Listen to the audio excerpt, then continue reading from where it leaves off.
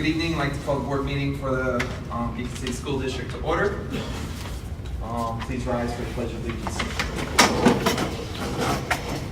Pledge allegiance to the flag of the United States of America and to the republic for which it stands, one nation, under God, indivisible, with liberty and justice for all. Kelly, will you please do a roll call? Mr. Garnett? Excuse. Ms. Ewer? Here. Ms. Patchen? Here. Mr. Rakowski? Here. Mr. Singh? Here. Mr. Zob? Here. Ms. Gadsden? Here. Mr. White? Here. Ms. Quattroni, please go over the fire exits. The fire exits are on either side of the cafeteria. All right. I need a motion to adjourn to the executive session. Motion. Can you state the reason why?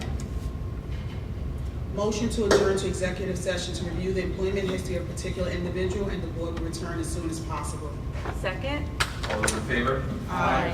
Opposed? Motion carried.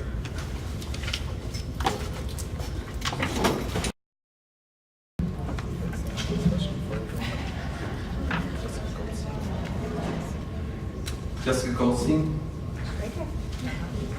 is going to do a workshop on board policies.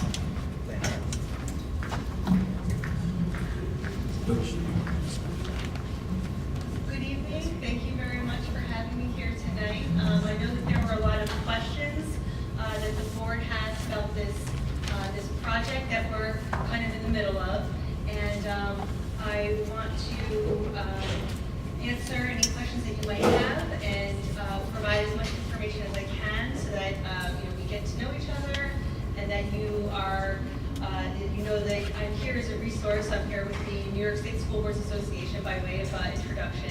And one of the services that NYSSBA provides is a policy manual service that we provide to our members. And so I can just start right off the bat and ask if there's any questions. I know that there's been a lot of maybe conversations about the process, and if I can answer any of those questions, I'm certainly happy to do so. Anybody have questions? So, I'll take the first one, Anthony. Too close? So, what I understand is that we've gone through all of our policies and have provided a draft that are updated with all the current requirements. Has that been kept updated? So when was that completed? So it's an ongoing process. For starters, I did look at the entirety of your policy manual that existed at the start of the project, and part of that was to recodify to the NYSSBA numbering system, and I understand that can be a little disorienting, especially if you're a new board member and you're just becoming familiar with the policies that you have, and now it's a whole new system. So I did look at all of the policies that you currently have and recodified them to the NYSSBA system, and then started small, a section at a time. And so what had been provided up until now is, so we have a 10-part system, and they're of varying sizes. So the first sort of chunk was the 0, 1, 2, and 3,000 section. So we continually work to keep our template that we work from up to date. So we're always providing you with the most up-to-date product.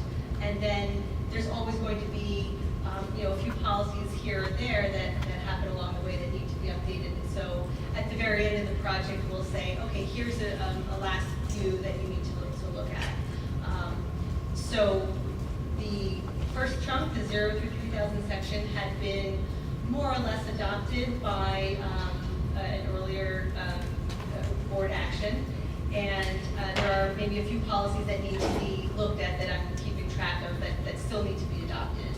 And more recently, I have provided a draft of the 4,000 and 5,000 section, 4,000 being instructional and 5,000 being students.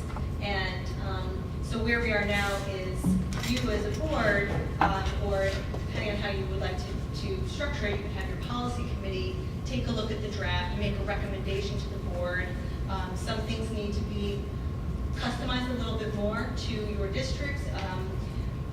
Generally speaking, it's putting in administrative titles. But there are areas where you as a board might have an option to make. So in general, our approach at the School Board Association for policy is to try and make it as streamlined as possible. We don't want a gigantic policy manual because the more that you have, the more difficult it is to know what you have. And so we try to focus on what is most essential for the board. So where there's a policy that you might have had before in your old policy manual that sort of repeated the law, we try to not do that as much. We might want to give a policy that provides a summary of your legal responsibilities, but the more you have of those type of policies, the more likely it is to become out of date, because once the law changes, your policy's out of date. And you always have to follow the law anyway. So what you might find is that a lot of policies are being replaced, or we would consider them to be non-essential. And it's not that we're saying that, without this policy, you're just, swimming without a surfboard or anything.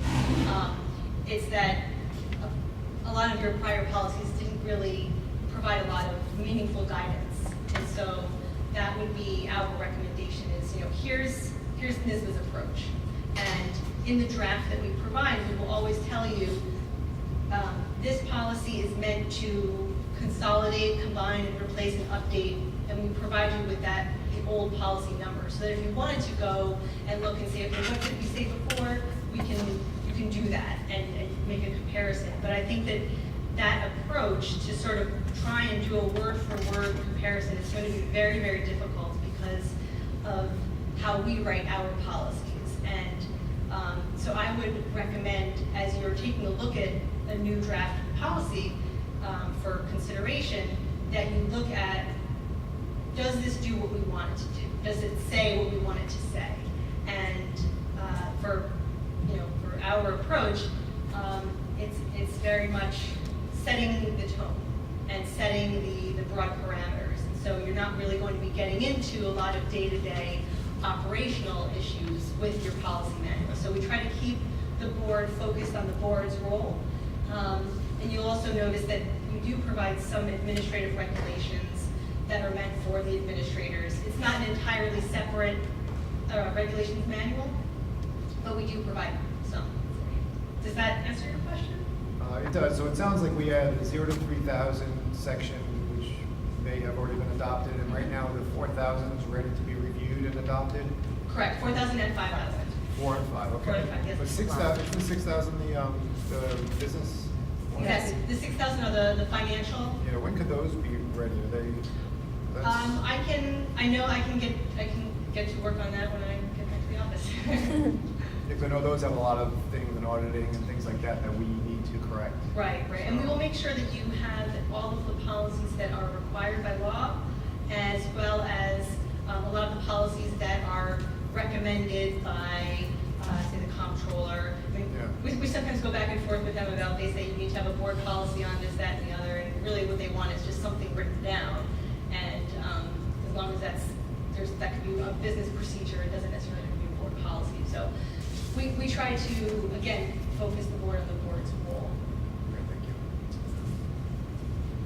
you. So is this I remember there was a contract signed in June 9th, 2014. Mhm. Is that what you're following? Because the 0 to 3 is there, the 4 to 5 is there, and the 6 to 9,000 is there. Is that how you're progressing this? That's generally how we do progress it. We set out the basic timeline, which can be modified, and we do that a lot with other districts where they say, oh, we want to take a look at other sections first, or we're not ready for that, please don't send it to us yet. And so there's a lot of flexibility here. But yes, we are operating under that contract. You'll note that it includes up to 3 on-site visits at included in the price.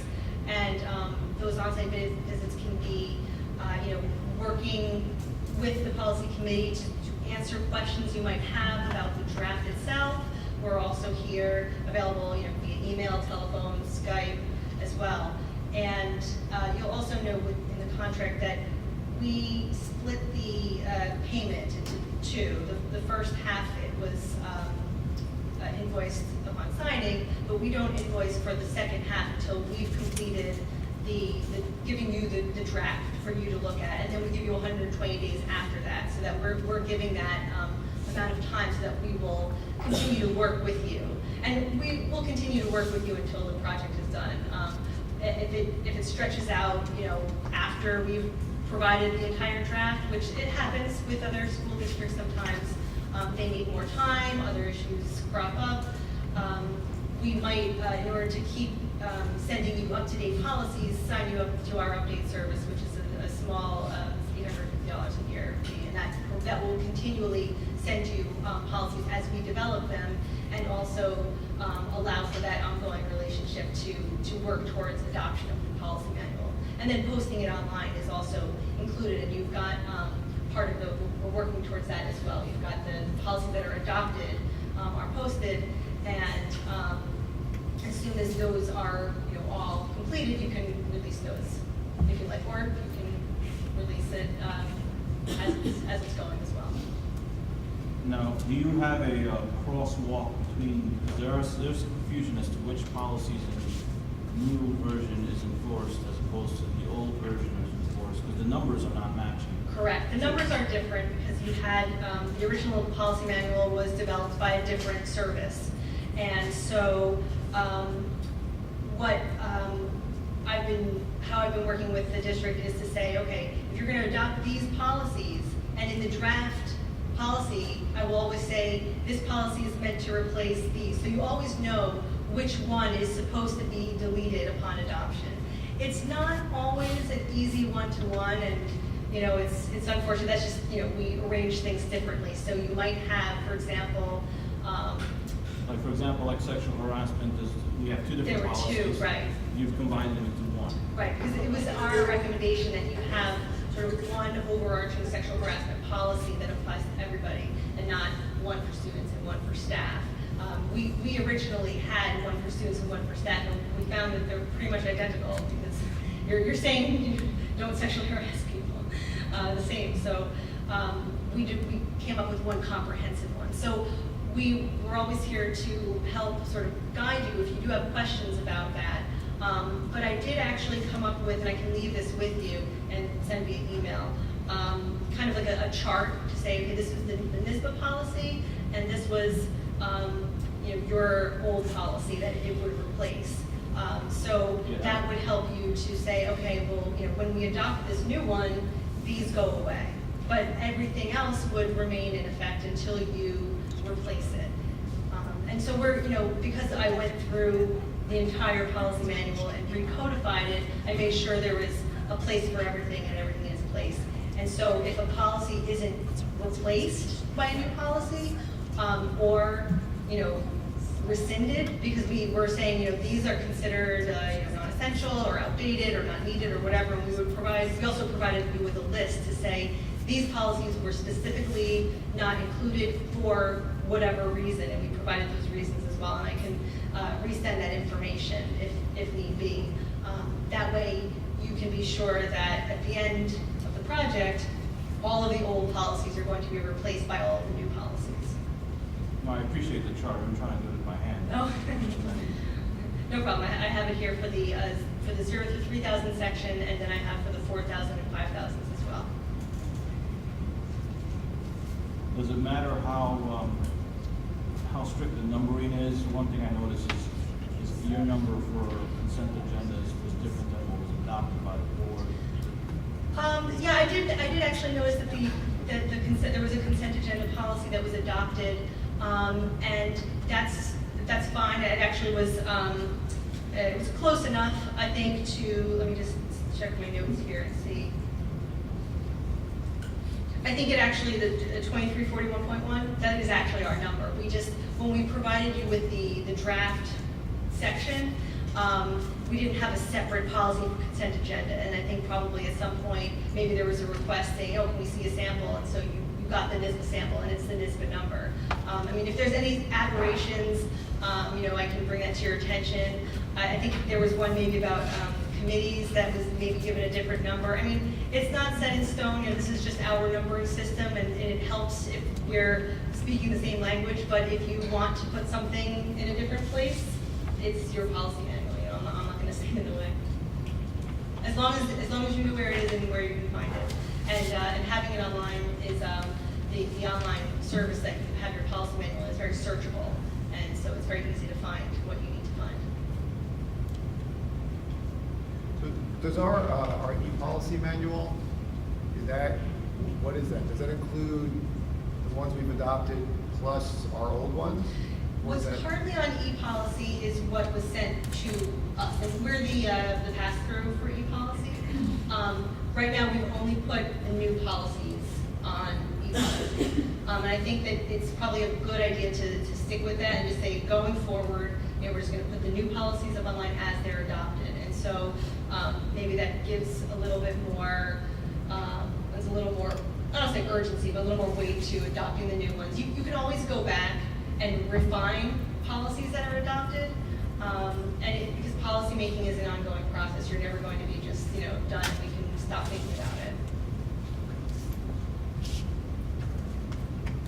So, and the policies that you have adopted, though, have taken into consideration our old policies. So- Absolutely. So it's not, there's not a huge danger in adopting a group of policies at once, and Well, then going back through, or?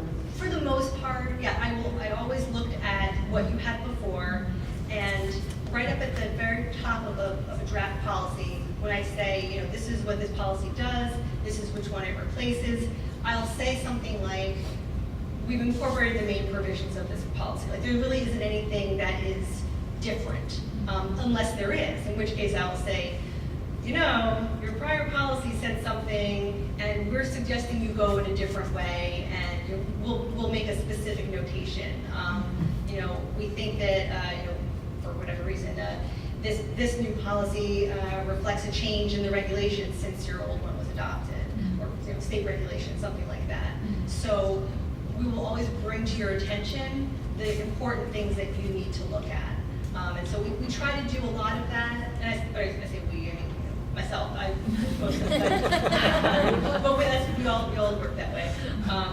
It's a small crew, but, you know, that's some of the upfront work that we've done in the office, but that's just sort of the start of the conversation. So the notes, when you'll look at the draft, it's like a shaded, italicized, that's us talking to you to say, this is why we've given this paragraph, or, you know, this paragraph reflects these requirements, or here's where you have some options, where we might provide some alternate language. And, you know, if there's ever something that you either don't understand or don't like or want something different, we can work with that as well. We can say, oh, okay, we can try and say it a different way, or provide you with some options. And that way, you don't have to sit and, you know, wordsmith, and, you know, you can focus your attention on more pressing, important issues.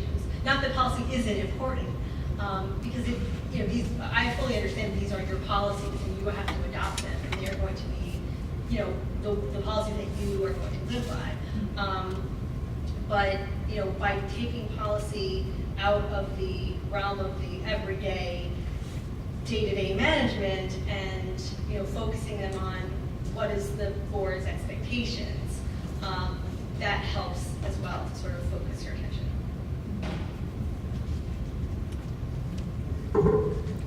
Any other questions?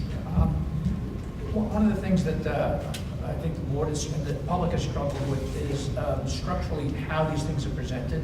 At the moment, on our website, we have the old manual, it's a complete old manual. We also have the new e-policy manual with those portions that have been adopted. So the problem I think we all have is that if we want to look up a particular policy, we go to the old manual first, and it's there, of course. We go to the new manual, and there's no cross-reference between the two. So it's like, first of all, okay, you can't, you know, how do you know that it has the policy been replaced? You go to the new manual, you may find something with a similar title. It's obviously going to have a different number, but Right. and you may not find it there, and so it gets kind of hazy as to, has this policy that's in the old manual been replaced or not? Right. Would you recommend that when we do adopt a new policy, that we go into the old manual online, remove that number, and just say this has been replaced by so-and-so, number so-and-so in the new You manual? could do that, and I think the crosswalk that I've drawn up can help with that, and I can work with Kelly to sort of say, like, okay, these are the ones that you can be, taking down or deleting. There are some districts who are undergoing this process of transition from one numbering system to another, and what they did was they put the old manual, that they had e-policy as well, so they put the old manual on e-policy, and then as they adopt new policies, they put it in e-policy and it's sort of arranged in a separate book, and then they take out the old and put in the new. But then that's a little bit confusing too, because you have sort of old and new right together, and I would recommend, I think, just sort of working with Kelly to say, take these down, and that way it won't be in the old manual, and it would only be in the new manual. And so hopefully once we, move forward with this process, eventually all of the new policies will be up online. Okay, thank you. That was actually my question, because a lot of confusion comes in when you're searching for a policy and you come up with the old policy, and then you have the new, and then the two have different language, or you speak to the issue differently, then you use whichever one is best suits your needs, so you kind of answered it. I would say in general, the more recent policy is the one that would be ruling, but you don't want to have two policies with two different numbering systems that sort of speak to the same issue. So I completely agree with that. And what some districts do is they'll wait until the very end and then adopt the whole thing at once. But then they're sitting and waiting, not having new policies for until the end. So other districts like yourself will adopt section by section, and there's no right or wrong, but we can certainly take down the old policies as they're replaced. Thank you. And I will say just that, the sections that you are looking at right now, the 4,000s and 5,000s, they may seem meaty, because they are. They're the bigger sections, but the 4,000s are the instructional policies, and a good chunk of them are about special education. And a lot of that just stems right from federal law, but there's always a tension where the law says you must have a policy, and then they tell you what you're going to do anyway, so what's the point? But you have to have a policy. So I would say you would want to have your special education personnel weighing in on those, to just make sure that anything is things really off base or anything like that. But that takes care of a big portion of the 4,000 section. And in the 5,000 section, which is about students, there are definitely policies in there that require some thought and deliberation, but a lot of those had been adopted by the board fairly recently. So your attendance policy and your wellness policy, and then the big one is the code of conduct. That takes up a big portion of your 5,000 section, and that has been kept up to date. I may have made a couple of suggestions on maybe some changes to make there, but once you set aside those policies, the rest of it can maybe go a little bit faster. So you might look at it initially and be very, don't be daunted by it, because there's a lot that can be sort of moved through. And if I can be of service to answer questions as you go through, these are policies that I'm very familiar with because I look at them every day, but I understand that these are new documents for you. And if I can be of help to maybe put them into context or answer questions, absolutely. So these don't have to be adopted as a group, obviously. I noticed that we have an 86 and a 8635 and a 9645. Right. Oh, yes, exactly. So on e-policy, there are a few policies here and there, the 8 and 9,000 section, because they have been adopted out of necessity.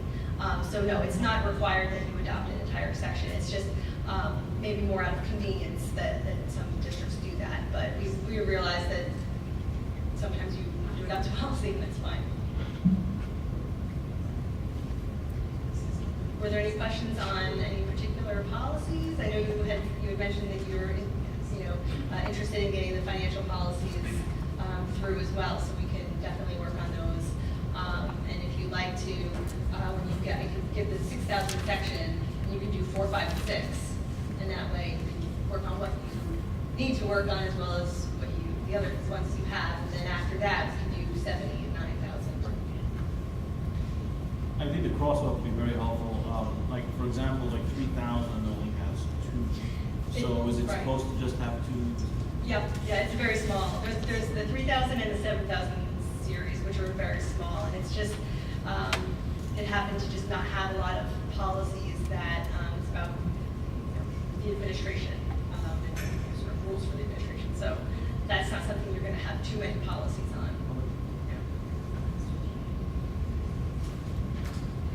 Yeah. Good. Thank you so much. Okay, sure. Well, I'm going to, before I step away, I'm going to drop these two off with you, and I can also send it electronically as well, so you have it. Would you like me to give it to Kelly, or? Kelly would be great. Okay.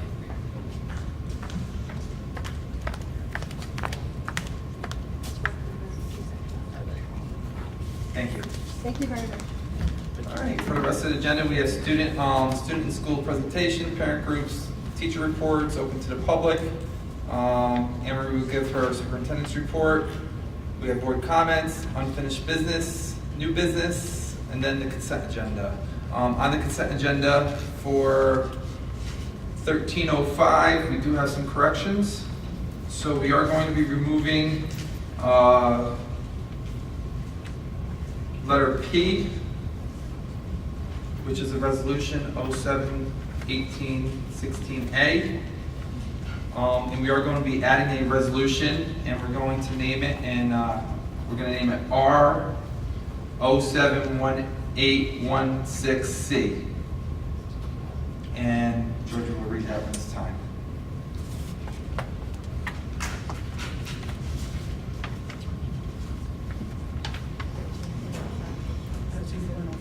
$13.05. So that's the other instruction. Then we are going to have a second executive session, and then we're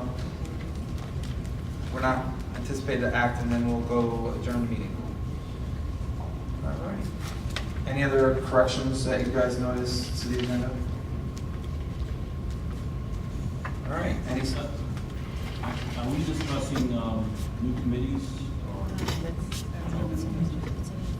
We have that in unfinished business, the committee discussion that we started at the last meeting. Okay, so that's not just the committees that are listed, we can also add more committees there. It was just, we'll have the discussion about it, and then we'll act on it if necessary. Thank you. All right, any student or school presentations? Seeing none. Parent groups? Hi,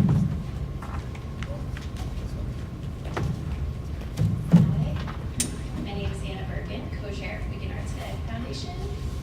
Because of the continued generosity of our community and businesses, Beacon Arts and Ed presented $3,500 to the school district to purchase a new kiln for the high school.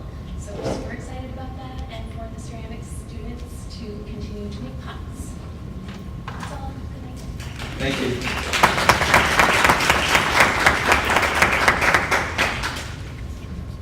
Any other parent groups?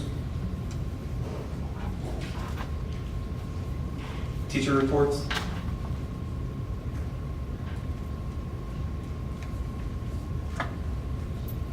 I see no one signed up for open to the public. Is there anybody that wishes to speak?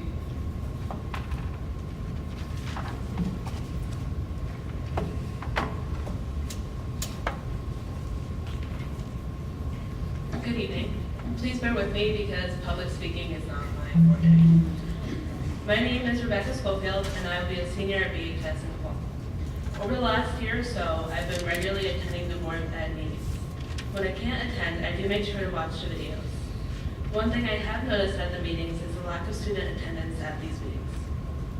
I've seen many parents, faculty, and other community members, but not a lot of students.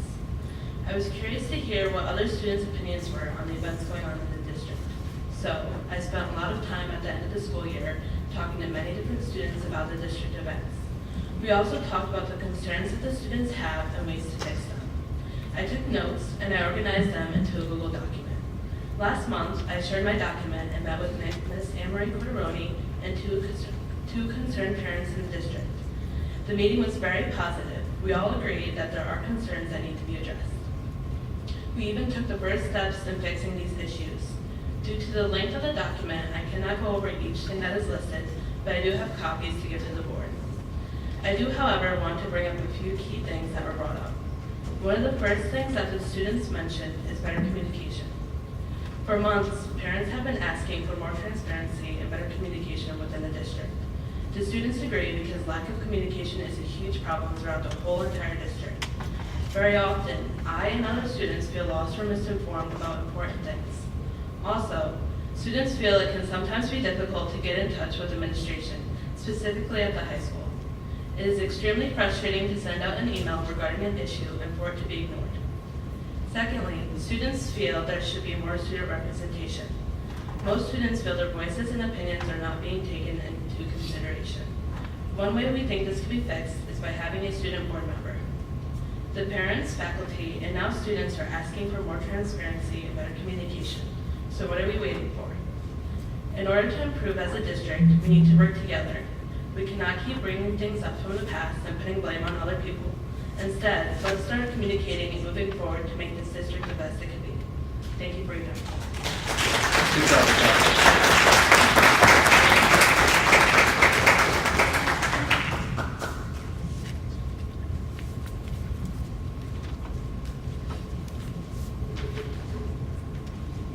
Anybody else?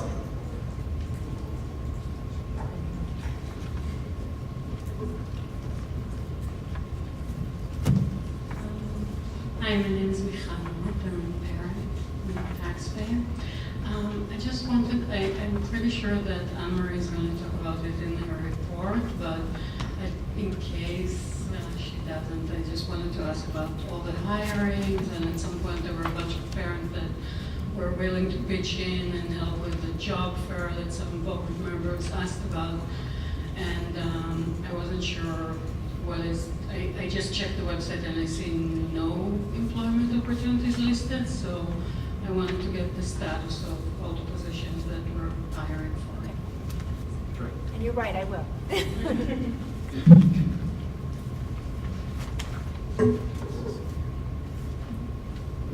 We're good? All right. So I'll say that. Superintendent's report. So I think a little bit of the answer to better communication was something that I wanted to start out with. So we are planning for August 1st to go live with our new website. And we feel that the new website will be something that will be a communication tool. It will be easier to navigate.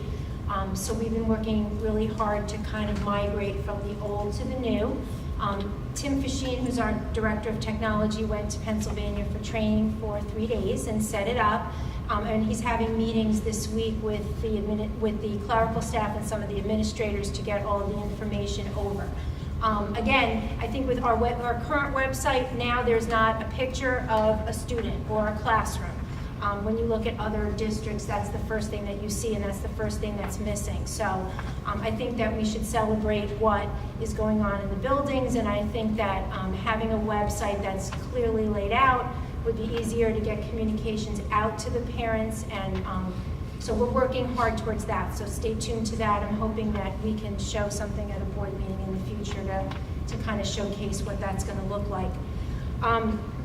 The hiring process. So I want to first start off by thanking everyone who has volunteered to be on the committees. And we've had a lot of committees. And I especially want to thank the administrators, because I think they're going to spend their entire summer running the committees, checking references, writing all the reports. We are actively updating a hiring policy, which we will showcase when it's still in draft form, and we have asked the administrators for their input, and we will be sharing with the board, but we're trying to document a more formal policy. That being said, currently we're still interviewing, we haven't started the process, we will be next week, of committees for the 2 administrative openings that are in the school district. We have 9 probationary teachers that we're looking to appoint, and I don't even want to guess on how many leave replacements in various capacities. So we have some staff members that will be taking various leave of absences starting year. So we are actively doing that. We are preparing information to come back to show, what our process is. But right now, that is all consuming. There are a few appointments on this agenda, but most of them you'll see through on the August 8th agenda for the next board meeting. Lastly, I want to thank Chevron. Meredith Hewer and I went to a meeting that Chevron had in the community, and we, Beacon City School District, received another $2,500 donation towards a STEM program. And I did explain to them that all of the money that they have donated so far, we haven't. We haven't rolled out a STEM program. We're looking at both a class at the high school for next year, that one of our teachers is attending some training. So there'll be some materials for that class, and also a class out in Rombout. So that money is earmarked for that donation. We're very thankful that they continue to fund this type of program for us, and we will be holding that money and we will report out to them and also to the public how that money will be spent. Have you sent out the thank you letters to them? Yes, yes. And that's all I have. Any board comments? I do. Can I start? Because I just want to address Rebecca. Absolutely. If I can do that. So Rebecca, at our June 13th policy committee meeting, and I'm not sure who's going to be on the policy moving forward, but there was we informally agreed to move forward with the draft to have a student member on the Board of Education. However, one of the things that we're looking at is we just needed a little bit more research, so we need to just follow up with that. So I'm hoping once the committee gets established, we can start with that. And also, one of the things to have a student member is it has to be up for community voting in May, so it would have to be on the agenda for the vote in May. So we are moving forward with it. So as soon as the policy committee gets started again, it would be one of the policies we're going to look at. Okay, I just wanted to let you know that. And if I could just say one more thing, I'm sorry. Because I was not here at the reorganization meeting, I'd like to welcome our new board members as part of our board here, my new partner over here, and as we move forward. So that. Georgia, you brought the rain or they brought the rain? I don't know, I'm sorry. I'll go back on vacation. Any other board comments? Anthony? Yes, so before I took office, I tried to take an informal poll as to what would be important to the community, what they want to see from us. And then I also had some folks approach me too, so I have kind of like a running list, and I'm pretty eager, so please forgive me if I'm kind of forcing this huge task on you guys. But basically the topics include diversity of teaching staff, teacher and staff morale, and that could be separate, more programming at the high school, transparency, establishing a hiring process, eliminate waste, STEM and makerspace, food/lunch, providing healthier choices, mentoring, and IEP 504 support. So as much as those things can be addressed either through existing committees, absorbed in regular board business, or forming of ad hoc committees, I would like to see us at least start getting to work on those things. Also, I do want to encourage a way where a board member, and I don't know, you guys can throw tomatoes at me if I'm wrong about this, but encourage a board member to attend the PTA, PTO, PTSO meetings, maybe even assign a board to go to one of 6 of them.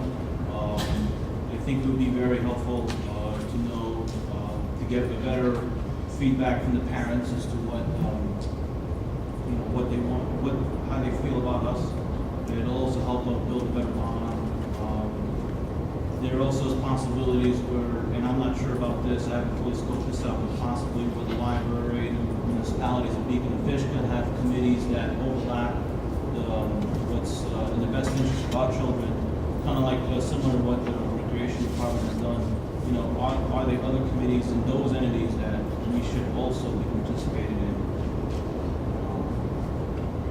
And finally, just to harp on the transparency, you know, any committees that we do have, minutes should be posted, members should be known, and, you know, if hopefully, if possible, even the future meeting dates. That's all I have. Thank you. Thank you. Bill? No comments. Meredith? Yes, I have a couple of comments. I was with Anne Marie at the Chevron campus, which stands for Community Action.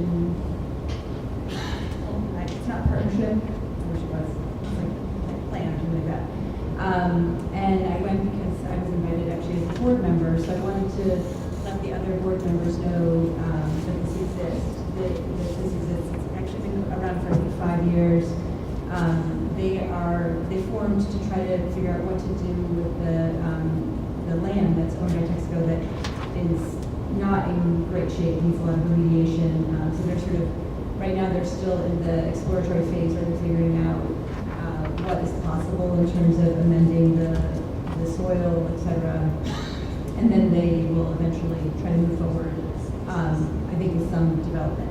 It's a committee of about 12 to 15 people. If any other board members are interested in being the representative from our school board, they really feel like they would like someone from Beacon. They have been very generous to our district, so it would be great to continue to participate with them. So I'll do it if no one else will, but if someone else really has a passion for it, let me know and I'll give you the information.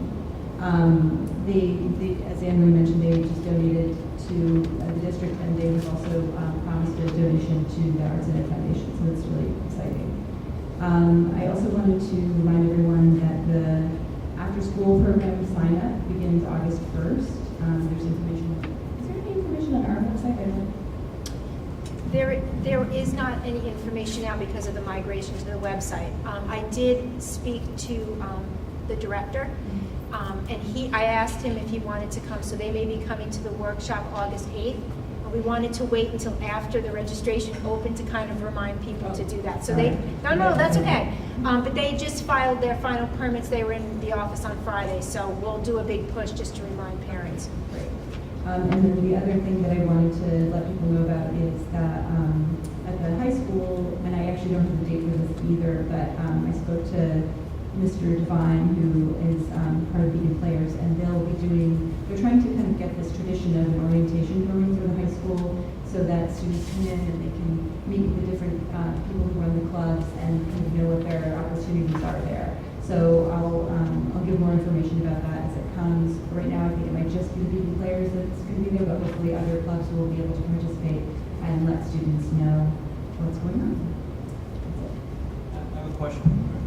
When you go to Chevron, I mean, is it just one board member that can go, or can one else? Definitely more than one can go, but if you're going, I'm not going to go. They meet about every other month. The next meeting is in September. You can go there. Mike? I visited went to the Night of Champions along with Anne Marie and Cecilia at the Duchess Stadium. And if you didn't know, right before one of the games, they had, there must have been 15 or 20 area schools, in particular sports teams that had significant accomplishments, and our track and field team was there. It was really great to see them out on the field with the other schools, and it was quite a showing. I think there's about 20 of our kids. So really good showing for Beacon with all the the focus on sports. And I do, and I had asked this before, I would like to see if Mr. Novacek has a plan about increasing sports participation, how we're going to do that. Where we are now with regard to other schools, and how we're going to increase that, because it is a big key about that leads to increased graduation rate. The more kids we get involved, it's one of the key things we do. So that's all I have. Kenny? I just wanted to know if we have the date yet for the August graduation. I do not. Dr. Sieverding is on vacation. He went on vacation Friday, so I did not forget. I just don't want to give you the wrong date, so I'll make sure that I give you the date and I put it out to everyone. There is a 30-hour training that's being offered by the district on IEPs and 504s. Beth Catalano is the person to contact in reference to that 30-hour training. So anyone interested in learning more about the 504s and the IEPs, it would be a great time. If you have availability, I believe it's throughout the day that's being offered, and I believe it's free of charge. There's also a back-to-school block party that is being presented by IM Beacon, and one of the things that come out of that is a prior graduate of Beacon High School put together a program called Class of the Bag, and that program allows for children in the district to receive backpacks anonymously. So those backpacks are just dropped off at one of the schools with the school principals. All of the schools have participated in it. I think Glenham has been fortunate where they have taken care of their own, but it is available to them as well. They are still looking for all the PTAs and PTSOs, if they have not already reached out to Brooke, to please reach out to her to make sure that the event is successful and that school spirit is presented at the event. And she can be reached at brooke@imbeacon.org. Thank you. And when is the date? It's August 20th.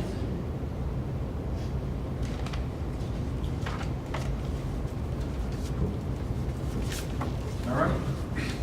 Unfinished business. So the first topic that we were going to discuss, and this is a new section here. So the first one was 11.01, which was the appointment of a search firm for the superintendent search. So what we did was we put the five RFP responses on board docs. I hope everybody was able to review them. I know that Meredith was appointed the chair for the little ad hoc committee that we have for the search firms there. So she did some reaching out. Do you just want to update us on what you did and who you reached out to? Sure. So I looked at all of the firms, and I wrote a small report for the board, but I'd like to share it with the public. I listed the firms, the 5 possibilities in orders of least to most favorite. The first was BOCES. Cooley states in his letter that he has not yet finished a successful search for a district like ours.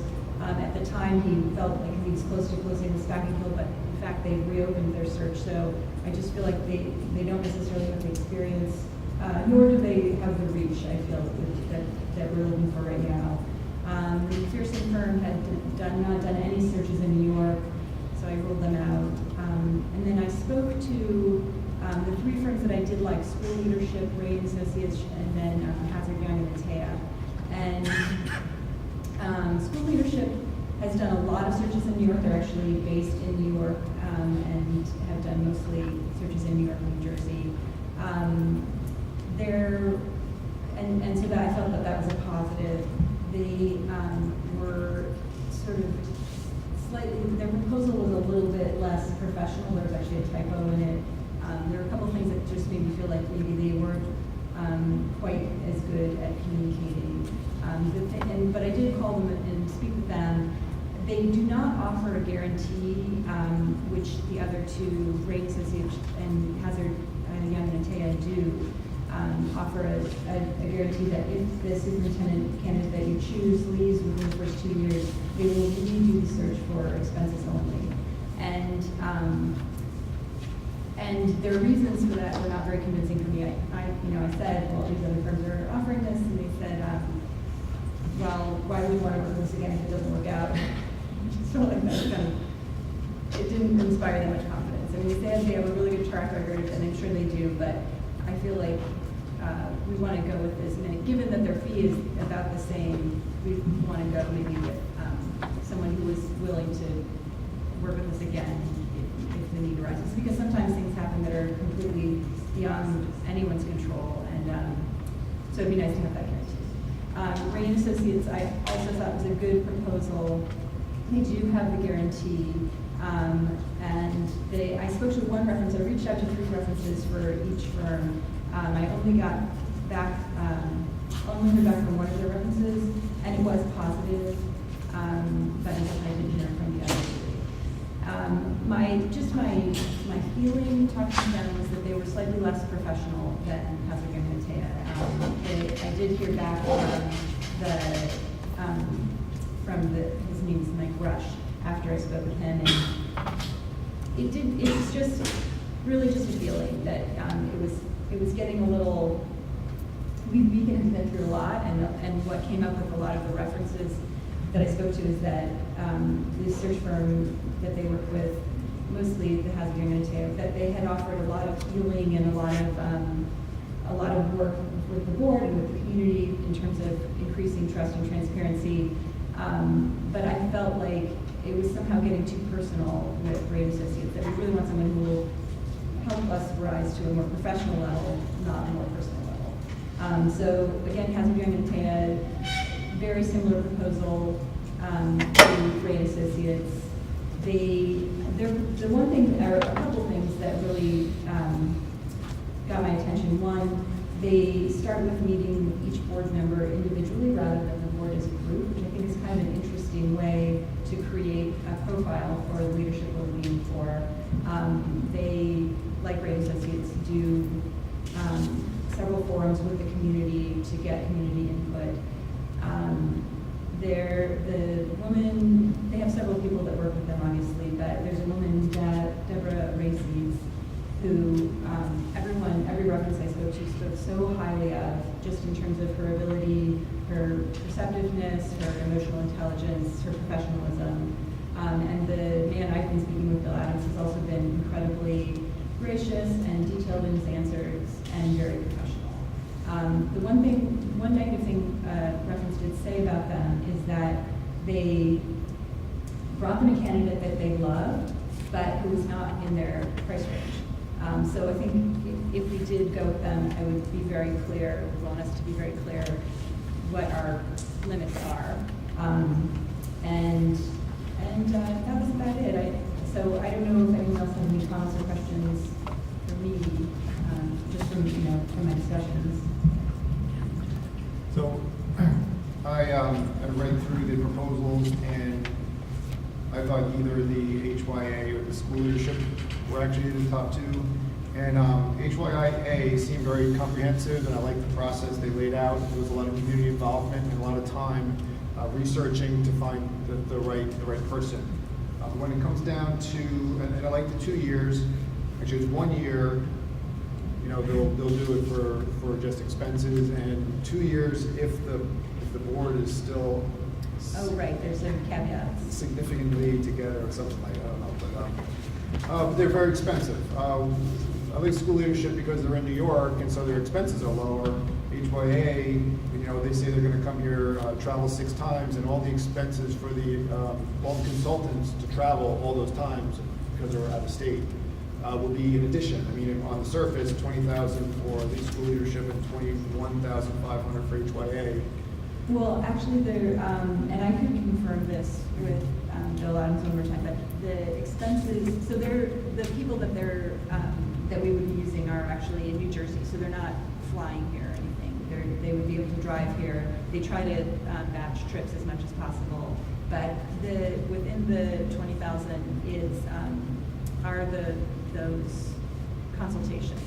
So it's any consultations above and beyond that are billed. And that was for HYA? For HYA, Okay. yeah. Because I was going to say, they also say that they'll do a price match. So Yes. if we were to pick two, maybe to say, hey, look, you're on the short list, let's start talking. And I mentioned that to him, that they were more expensive than the others, and talked about the price match, and I think that they would definitely work with us a little bit. So I don't think we have to stamp the $21,000 on it. Their expenses are high. The other thing is, I've done a lot of estimates for people, and I've seen a lot of estimates, and I find the lowest estimates are always wrong, and that there's a lot of add-ons, and then the highest estimates are actually usually more realistic. I talked to him about the advertising budget, and that one he was saying, so it's a pretty big range. It's like $850 to $4,000, I think, something like that. And he said, I would recommend the mid-range, which is $2,500. For that, you would get, I guess they take a, like a, I don't know if it's a full-page ad, but they have a regular ad in EdWeek. And so we would be part of that ad twice. And then there's an ad with AASA, which I can't remember what that means right now. I didn't look it up, but American Association for School Administrators. So, yeah, I mean, I think that we would really want to look at the expenses that they're talking about and decide together, or the committee can decide together what our budget is, and be very, very clear with them what it is. But it seemed like, it seemed realistic. It seemed like, that these other firms weren't really mentioning those expenses, whereas in the HYA proposal, it's laid out there. Did you discuss, or they give any strategies about, getting a diverse set of candidates that we're looking for? Strategies for that? They have, they have connections in various communities that bring a more diverse pool, and they have ideas about that. And they, he had looked at our district a little bit, and he said that, we have our sort of our general student population, and we also have this changing population. And so he said, you want to try to address both of those things. And yeah, I mean, he had strong ideas about that, definitely. One other thing he did mention was I was surprised how much it is, but he was strongly advising a background check, not so much for the prison records, but for credentials, that they actually look at the institutions that the person went to and really check thoroughly as to whether or not the credentials are good. So it just seemed incredibly thorough, and I feel that that's very important. I mean, the other thing that I said came up regularly in my conversations was that we will be being interviewed as well. And, I think that Beacon has so much to offer. It's such an interesting city, and the student population is so amazing. The superintendent will look at the board and say, can I work with this group? And I think it's important for us to be transparent about what we're doing to work well with each other. And the other thing I talked to him at length about was transparency. So obviously we want a transparent process, but it's a little bit of a balancing act in terms of the candidates that we get. A candidate who is currently working wouldn't necessarily apply if we have a completely transparent process. So I think we'll need to decide together what level of transparency we want in terms of keeping the candidates confidential, and at what point we would want to make them public. There's lots of nuggets of, everyone had a sort of, a little story about what worked, what didn't, and why they thought what they thought the reason was. But the other thing that was important to note is that the average term of a superintendent right now is 4 years. So that's not very long. We've done our part to bring that number down. But I think it's important to realize, what the climate is in general. Any other comments? Yeah, I was going to say the HYA proposal seemed to be the sharpest one. I think the school issue was pretty decent, but I thought the HYA put in a chart as to what level of participation versus what level of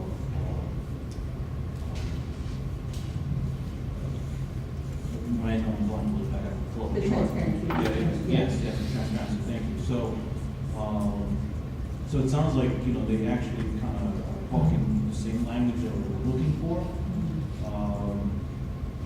In terms of closeness, school leadership is in Williamsville, New York, and HYA is in Jersey City. Actually, New Jersey, even though it's in a different state, they have to be closer. Right, New York is gigantic. Yeah. I know the travel. I don't think it's that big an issue. And I was kind of confused why school leadership, even though they had an extensive list of folks that they've placed, why they had to go way back to 2004 as opposed to the HYA, which is relying on 2011 current. The other thing that I thought was interesting is that the HYA references couldn't get back to me fast enough how much they loved HYA, whereas school leadership, people didn't get back to me. And I really wanted to talk to, there was one, I think Amityville had used HYA and school leadership, or no, Ray Associates and school leadership. So I thought that would have been a really interesting conversation, but they didn't get back to me. I mean, it's summer, maybe people are on vacation, but you know, I've been in that situation too, where when someone calls me for a reference and someone I'm kind of warm about, I'm like, you know, I'm going to wait till tomorrow to make that call. Whereas if I feel really good about the person, I jump to it. And that was definitely what seemed to happen in HYA. My last comment would be, I don't know, I'm just trying to think, okay, how do we move on, right? What do we do? Do we vote on one tonight, or if, depending on the timing, I would say I would invite the two in to tell us how they're going to do it, be directed, and stand up here and tell us how they would go about the process before we select. Now, just looking at the timing, that's, you know, the next meeting's 3 weeks from now, and, you know, we want to get the process going, so I'm not sure what your recommendation is. And I just did some research as well with some of them. So I talked to the people that were involved with the Duchess BOCES process through SPAC and Kill. They did not get a superintendent because of the process. It was more terms that they couldn't come to agreement with contract-wise that I found. Talking to people that went through the process with SPAC and Kill, they were happy with it. But I do see a barrier of their outreach may not be as wide as HYA and so forth. I also reached out to the board president down in Highland Falls, had a conversation because they did use HYA. They thought that they were very thorough on everything that you stated. She did say that it was very time consuming, that there were Saturdays and Sundays that they were spending all day together with them to kind of go through the process and making sure that it was going well. But she was very happy with the results, and they thought they were very easy to work with. I do think that they would have a broader outreach than Duchess BOCES, but the cost effectiveness as well. I mean, so we're weighing, do we feel that the broad outreach is worth that much more and stuff? So I just want to put it out there that I did talk to people that went through the process with SPAC and Kill. They were happy with the process. They thought it was transparent. The timeline was appropriate. But they're not using BOCES for their... They're not. I think it's because of the barriers of the outreach and knowing what other districts are. Other districts looking for superintendents at this time as well, local districts. So I think that they felt that, you know, the candidate that was brought forth and they weren't able to come to terms. So I just wanted to put it out there about the process part of BOCES they were happy with. But reaching out, there are a lot of local districts right now looking for superintendents. But again, what process have we been following? We formed an ad hoc committee. Are we going to meet, or are we going to, you know, are we saying there's a clear winner? We just need to meet. What are we doing? Did you want to say something first? I did wanted to add that I had reviewed the contracts as well, and Ray and Associates and HYA were very appealing to me. When it came to the dollar amount, I just didn't have the information on whether or not, or what we paid for past board searches, because then that would give us a sense of what we should, you know, look at, or are we paying too much, or are we right in the range? And if HYA, you said, Meredith, was able to do a cost comparison, like kind of meet us where we're at, then it may be beneficial to go for the bigger prices. I don't get the sense that they would necessarily go down a lot. I mean, they said, you know, a price match for comparable services. So, but I do think that maybe they would go down a little bit. I don't think we've ever done a professional search firm before. No. We used BOCES before, but remember it got cut short earlier. I think, Bill, that's what you told me, correct? Yes. And I think the negotiating points, I probably stuck with the 21.5. They may not come off for that, but they have additional services, you know, options that, you know, those are the things you want to try to negotiate. Getting some more the first year support, things like that, and some of their administrative fees that we can probably negotiate. Might send you in for that. I'll take it. But I mean, because I have been thinking about it pretty constantly this week, I feel if we were to vote right now, I would vote for HYA. do believe that going with the search firm is the right thing to do. I think a wider reach is the right way to go. I know it's expensive, but I keep thinking of the money we've spent on, in the last 10 years, on paying off the wrong superintendents for this district, so it's a bargain compared to that. And, you know, I could be totally wrong, and we could end up in the same place in a year, but I do think that this is a more transparent and sort of ethical way to move forward with this. So are we able to have the two search firms, because I hear Ray and Associates, I hear HYA, are we able to have the two search firms come in and do a presentation like for the month of August, and then be able to make a conscious decision that way? Or I don't think we can do that and have a superintendent January 1st. I was gonna say, and then we're banking on that we can meet with them August 8th and do something and act upon it. So I was hoping to move something forward tonight. I mean, you did a lot of work, Meredith, and thank you for looking into all that. I'm okay with moving forward if we decide to. So based on general discussion, I heard that HYA was the consensus. Yeah, my only hesitation is that, and I understand the timeline, and I understand the constraints, and I understand, sometimes that require our first, but that we want it to be more engaging to the public.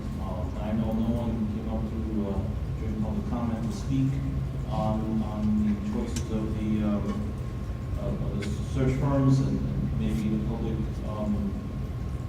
trust us, or I don't know. Well, I think that I wouldn't say I wouldn't go if they build it, if we build it, they will come thing. I think that it has to be a many-tiered effort to get the public to be involved. And I guess I didn't expect the public to be involved in choosing the search firm. I mean, if they wanted to make a comment, it's fantastic. But built into this process is an online survey and several forums.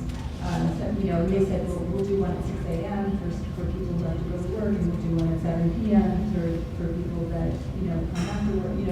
They want to work around your average community member's schedule to do that. So for me, that's where the public input would happen. I don't, and we would have to decide as a committee, what the final committee, search firm committee, or superintendent search committee look like. If there's I would hope that we would have some administrators and principals and committee members as part of our, sort of core search team. And they'll have that input as well. Yeah. So I think there is, and that's what I liked about both talking to them and their proposal, is that they seem to really, really value that as well. Okay, so I'm gonna make a motion. I just wanted to add before you make it, is that one of the other things that Meredith did was make sure that the questioning to each one of the law firms were consistent, so that when she is presenting, she's not giving us apples and oranges, because you can ask one person one question and ask somebody else something else, and then when you try to compare them, you don't really come up with the same conclusion, because you're not asking them the same stuff. So that was another thing that she did to ensure that we're across the board covering all the bases for all the players. Yeah, and I think, it's interesting to hear when I did ask about, for example, one of the things I asked was how important they felt it was to have these community forums. And I think it was Ray Associates saying, yeah, if you want to do that, we can totally do that. And HYA was like, you have to do that. That is part of, doing this the right way. So I just felt like there was the responses, part of it felt like trying to please the client, part of it felt like, I didn't feel like HYA was actually trying to please me. I felt like they were trying to school me a little bit, which was great.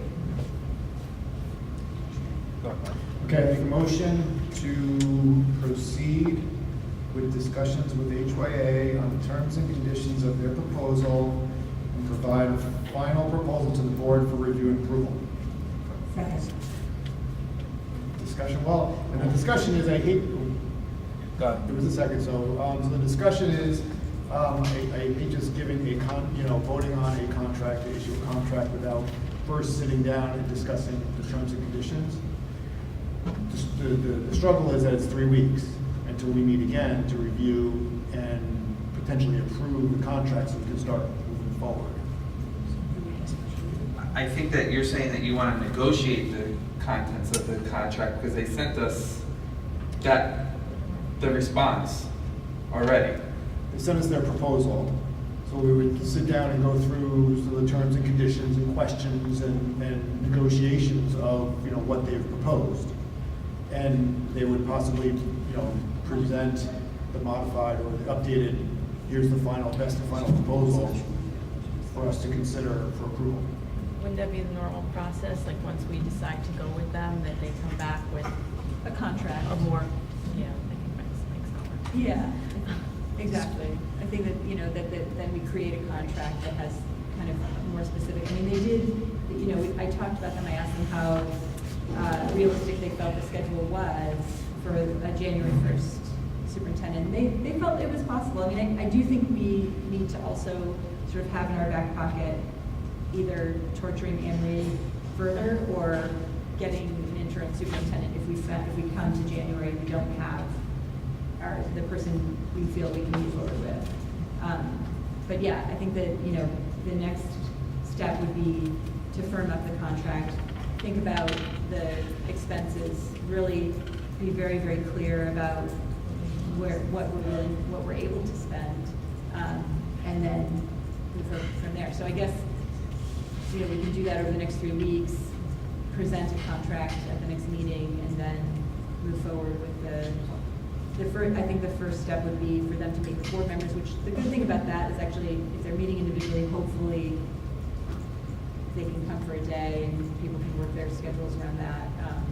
I don't think we should really try to move forward with the community forums until school has started again, because we don't have the outreach to parents in the same way, and so many people are out of town. So I think that would be kind of an insult to the community to do it when people aren't around. Mike, can you read your motion again? Okay, I'm sorry. Motion to go forth I'm going to with change the contract word. negotiations. Motion to proceed with discussions with HYA on terms and conditions of the proposal and develop a contract for the board review and approval. Second. I think we had the discussion. Any further discussion on it? No. So I guess I just understand the wording. Are we asking for a contract? I mean, we're choosing them, and we're going to ask for a contract from them? Is that what the motion is for? Correct, but Yes. Mike added in there to discuss with them about the contract, to try and narrow it down. Right, to develop a contract. Basically, instead of developing a revised proposal, they would be developing a contract for our review and approval, so that in 3 weeks, we would be reviewing, we would have legal review as well, but, a contract to go forward with. Okay, so basically, the motion is to select them as our firm, storage firm, and ask them to send us a contract. Right, but we're not voting on the contract. Oh, no. We're not voting on the contract then. Yeah, right. See if we might want to- Yeah, to me, it almost sounds like we have, the public has one more shot at making comment on it, so it's fine. All those in favor? Aye. Opposed? Motion carried. Second. 11.02 was discussion on board vacancy. So,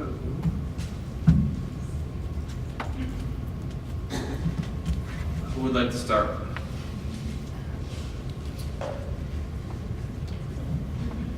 Okay, I'll start. We had a number of people provide different recommendations of how to fill the board vacancy. I put together a draft process based on the concept of filling by appointment. However, the process would be that interested parties, there would be notification, that people, that there's a vacancy and people who are interested could apply.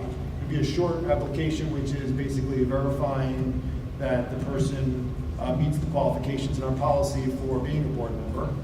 and that, basically stating their interest is why they want to become a board member. And I had added in there a resume. I think, Georgia, you had that as one of your recommendations. And so that then we would receive those applications, and I had proposed dates in here as well. Then we would wind up at one of the board meetings, have the different candidates or applicants speak to us about why they wanted to be on the board. We would ask them a standard set of questions that we had developed amongst ourselves, so everybody gets the same questions, and then whether or not the public has the ability to also ask them questions. And then based on that information, we would vote on or appoint a board member, actually at the next meeting, what I have written here. So an open interview, basically. Yes. You say it's eloquent. Georgia? Okay, well, those who were on the board, maybe Bill, I think, is the only one that was on the board when I was appointed. I know I went through an interview process with the board members. I remember answering, I guess, an ad in the paper for the vacancy position. I do remember sending in a letter of interest, I believe a resume. I was called for an interview by the entire board and was asked questions by every single board member. You can correct me when I'm wrong, Bill. So far, so good. So far, so good. And at that point, I'm not sure what the process was after the interviews. I don't know if anybody was supposed to be at the interviews, but I just remember the board being there. And then I was called and asked if I wanted to fill the vacant position. I accepted. I was then told what night I would be appointed or sworn into the board, and until such time, I would have to run again regardless. I was filling someone's position for the remainder of the year, but regardless, I had to run again in May. And that is what I'm proposing maybe we could do to kind of help the process move along faster. Either way, although whoever gets appointed will be filling a vacant position, they should have to run, and that way the community, if they want to run, after a couple of months, they may decide not to run. And then that's where, the community can say, yes, we want to keep this person on, or no, obviously, whoever would want to run. I mean, I'd say the main difference between how the process worked when you were applying for the position and the process that Michael has outlined is the having the public actually asking questions. And during the process for filling the vacancy that you ultimately did fill, it was just the board that was asking the questions. The other thing I would say that was pretty much the main difference between what Michael had outlined and what we actually did at that time. What do people feel about those differences? I'm just curious, do you remember how many people applied for that position? My memory's a little foggy because it was a while ago. I'm going to say it was probably 2 to 3. I'm also wondering if, Anne Marie, you figured out how much it is for a special election. Actually, it was at your place, so it's about $13,000 to have a vote. Anthony, you had a suggestion that you submitted? Yeah, similar to what I said before, I proposed that we just add a public hearing to the agenda as to whether to proceed with an appointment or have a special election. Now that I know it's $13,000, that information can be given to the public. At least, that was the May 2016 election, right, Andrew? Yeah, that would be the cost to run an additional election. Oh, okay, so that wasn't the May 2016 cost, right? Well, I don't think she got it so specific. I think it was to run an election and cost $13,000. Okay, all right.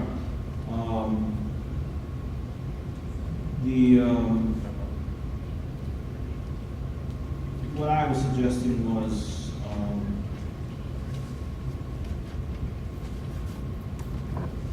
that we can, if we have a special election, we can actually get the student board member in sooner.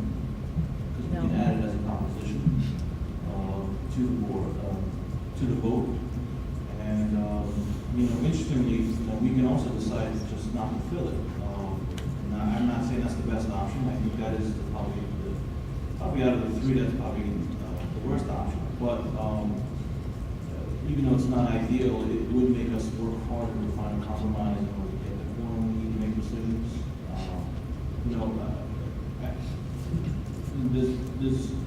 Over time, before the next election, I'm not sure if another seat is going to open up. We still have absences on the board. So, if we wait and there's two vacancies, I don't know if having two appointments is better than having a special election. Those are my concerns. All right.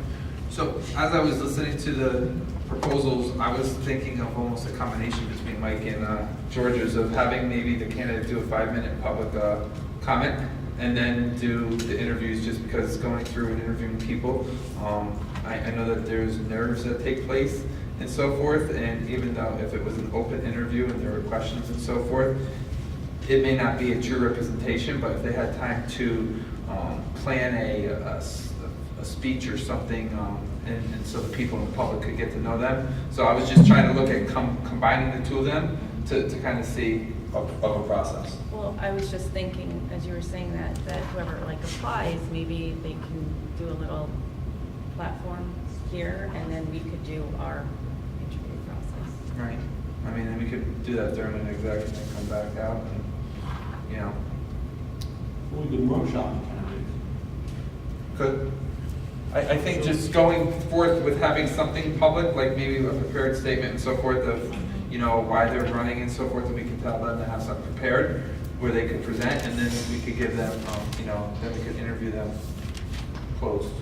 So what you're saying is, they would fill out the application, they come to the board meeting and have their statement, their 5-minute statement, and then separately, we would be interviewing them separately, and then we would then have discussion and appointment.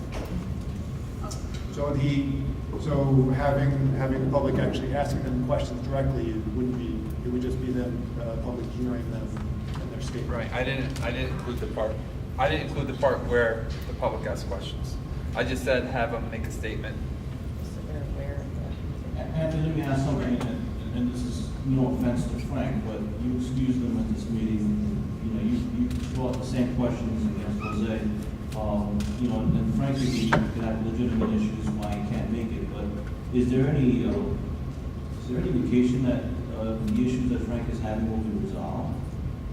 We do need representation. I believe it's a medical concern that he emailed me today. He did go into detail, but I'm not. No, I'm not asking for the detail, but if you don't have information, that's fine. But do you have any type of impression of whether or not it's going to be a short-term or long-term absence?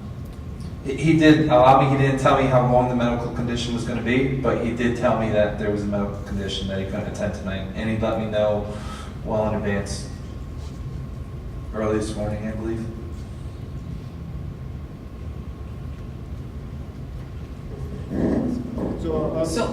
Go ahead. I'm sorry. So as it relates to the process, I gave what I thought would be part of the process would be to do exactly what Georgia did. So the appointment, the application process, verifying the qualifications. I agree with the 5-minute, presentation. I also believe that the board should come up with, 5 or 10 questions, whatever the case may be, that would be asked to each candidate, and make sure that those questions are the same questions so that we're weighing in on the same issues. And I also think that if we want to include the community, just like we just did in the past election, that we should have a meet the candidate so that the community gets to ask questions, and those questions will vary.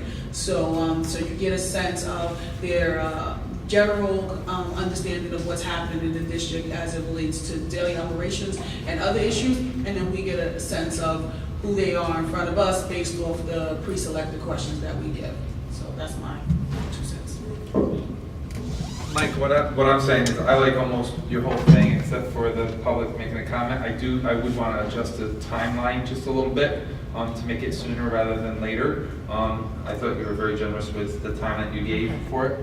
But I would like to condense that and also have that there just be a public comment that they would make or a public statement that they would make in the interview behind closed doors. But keep the application, keep the language, and just adjust the time. I would actually be against interviewing behind closed doors. What? I would actually be against interviewing behind closed doors. Okay. I mean, you know, for us, normally to get elected, we don't get interviewed at all. So I think we should But they're not be being transparent elected. about our interviews. But they're not being elected at this point. No, I understand that. I understand that completely.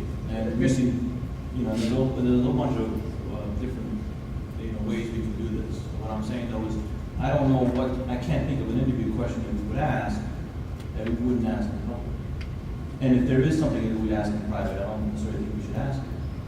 That's my point.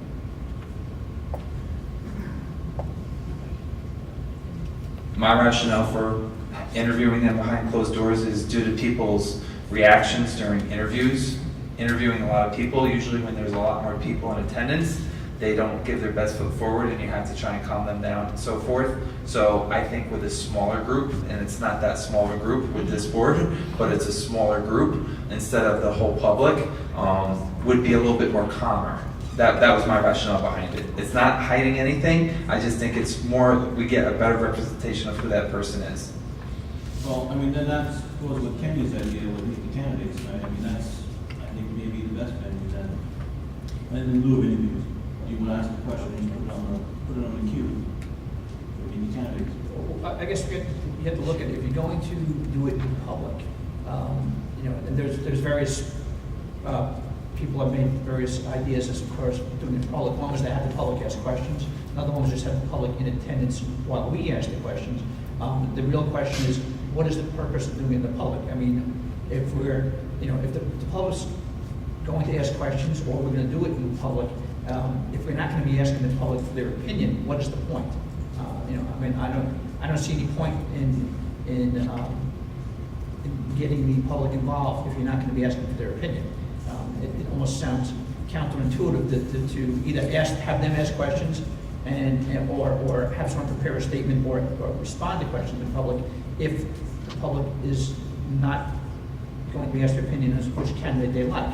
And I'm not saying that's what we should do. I mean, I agree with you in terms of going behind closed doors because sometimes the answers to the questions maybe not answers you want to do in public. If we ask questions about particular, what their opinions about personnel, for example, they may be reluctant to do that in public.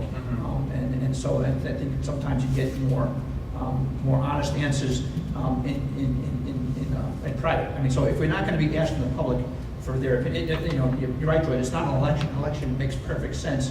You want each candidate present themselves to the public because the public is the one that's choosing, but the public is not choosing. So if it's, you know, it's our responsibility to choose. So if we're not going to be asking for the public to pick a candidate, I think it'd be better to ask the questions in private because we may get more honest answers that they might be reluctant to do in public.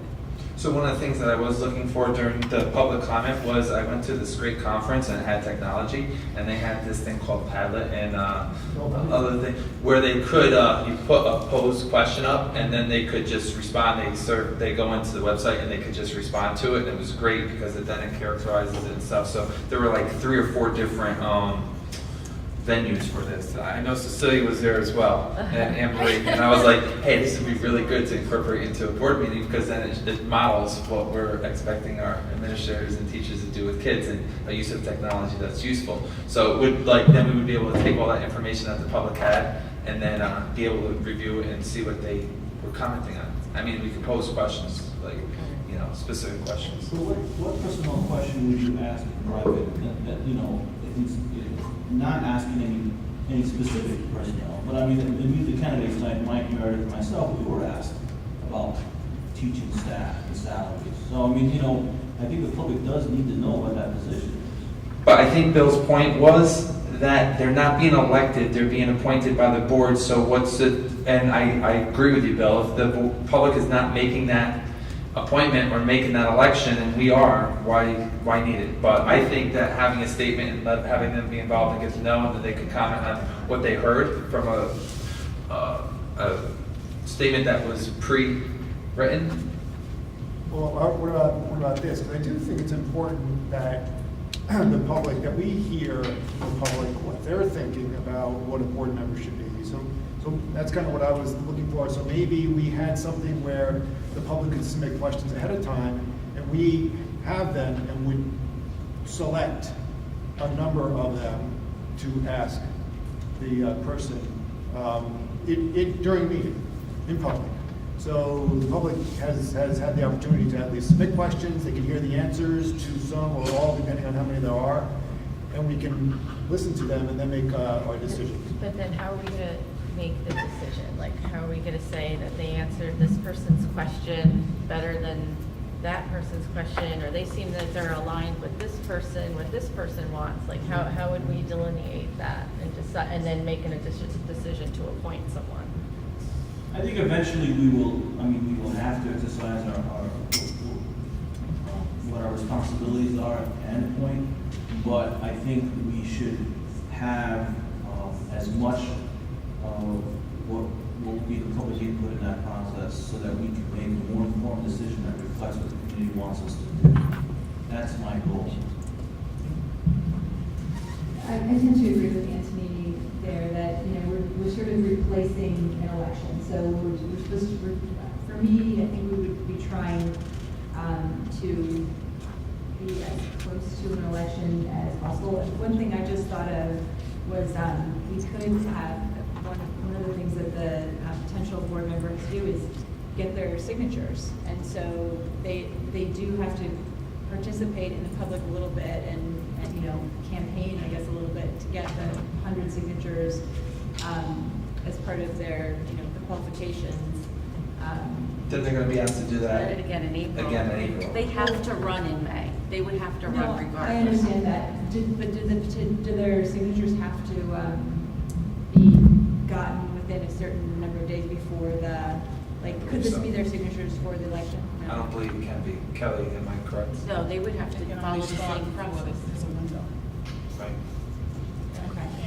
Listen, I mean, a public in a position should be, kind of like a backdoor shoe position. I mean, they should basically be able to have the credentials and the character traits to be able to take on the job. And if someone who wants to apply but maybe not be eager enough for the position, or maybe not have enough time to spend on the position, or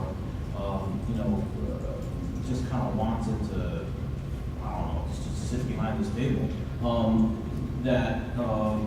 that could be easily vetted out by making, by forming some sort of a process that this person does have to put in an energy for us to give them the position.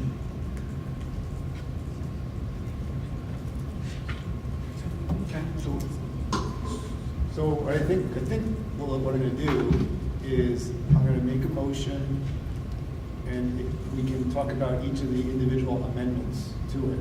So, for example, I make a motion to approve the plan that I had submitted for appointment of selection and appointment of a replacement Board of Education member to fill a vacancy. So that's my motion. Right, what is the process? You have to make at least one correction. Right. Well, what I submitted, so now if somebody seconds it, then somebody can amend it and say, well, instead of having them stand here and us ask some questions, I make an amendment, some motion to change it to private, and then we'll vote on that one, and we can vote on the individual pieces. One of the things you mentioned, but I don't think it was in your plan, was having the public submit questions that we would ask of the candidates. I think that's a good idea, because, and I think it addresses some of Anthony's concerns that how does the public, how do we make sure that we're choosing a candidate that we feel we can work with and is qualified both from, the technical level, but also has the energy and is willing to do it. And how do we also make sure that we have a candidate that we feel like the public would have some investment in? So I think having as part of your procedure that you've outlined here, having a phase where we request questions from the public that we could ask them, in addition to whatever questions we come up with, I think is a good idea. The other thing I would mention is, you talked in here about them staying in office until June 30th. Legally, they can't do that. They can only stay in office until the next election, because then they'll be replaced by whoever one of those wins the election is. So you'd have to amend that part. But if they are reelected, then they would have that interim. Yeah, but June 30th is the next election. No, May. No, I know that, but June 30th is when As soon as the election is over, and they declare the winners, somebody fills in the remaining portion of that person. Oh, really? Yes. For July 5th? Yes. We got the thumbs up from. Okay. Yeah, so that's why I said you just have to, at a minimum, you got to change that part. May 16th. That's the when we canvass the votes for the election, yes.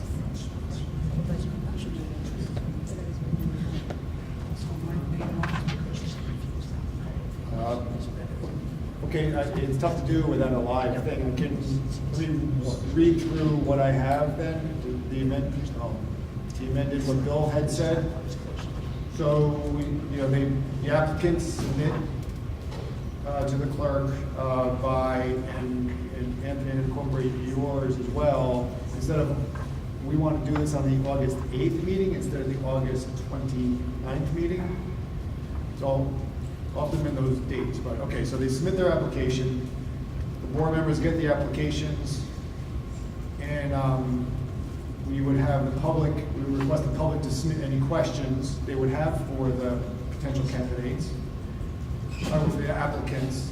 Then the applicants would present their statement at the August 8th board meeting, why they want to serve on the board, and then we, the board, would be able to ask them questions, which would be some of selected. I don't know if the president selects, because we could funnel the questions to the president, and he would have the public questions as well. So we would have questions them for a certain amount of time, and then we would deliberate and vote. So that's what the amended process But we're not asking says. questions. Vote on the same, vote on August 8th as well, or vote at the, We could vote on August 8th. We could utilize, yeah.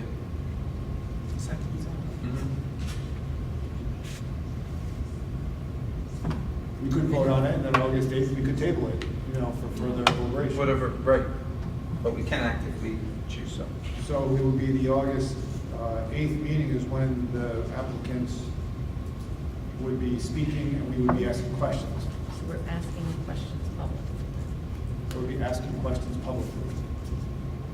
I'm fine, I expressed my opinion, I just wanted to put it out there, whatever we choose as a board.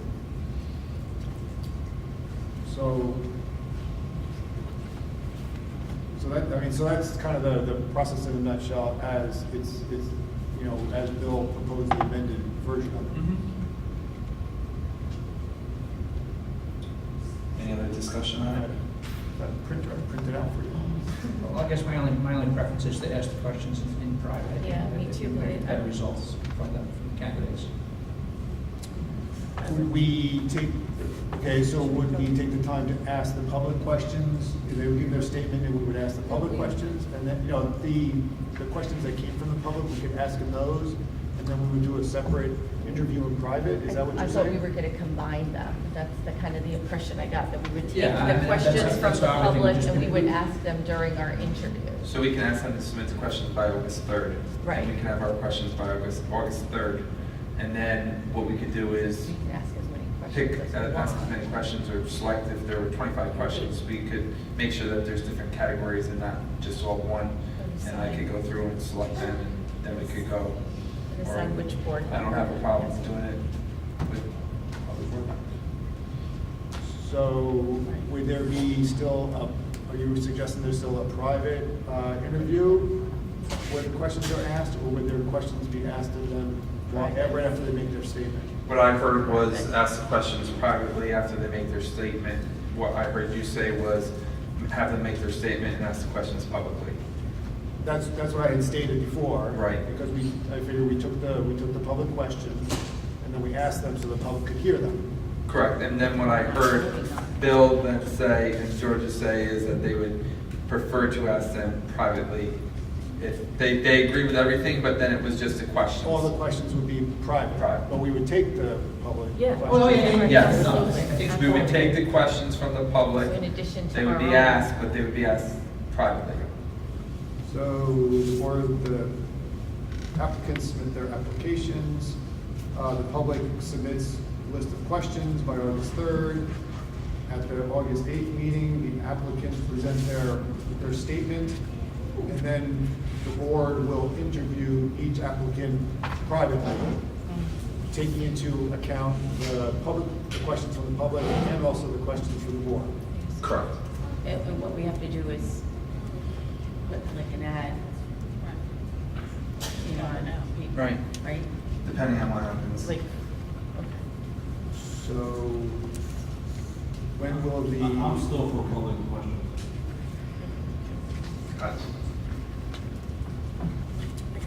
I mean, I agree with what you're saying. I think we all were saying the same thing in the beginning, but there's been such a push for inclusion of the community in the process. So, you know, that Meet the Candidates night that happened, it was an event that was, people looked forward to it. It allowed them to have a voice at the time. So I think that, you know, if we're moving forward in this, you know, in keeping the community involved, I'm not really sure why What the if Meet we- the Candidates night can't happen. Yeah.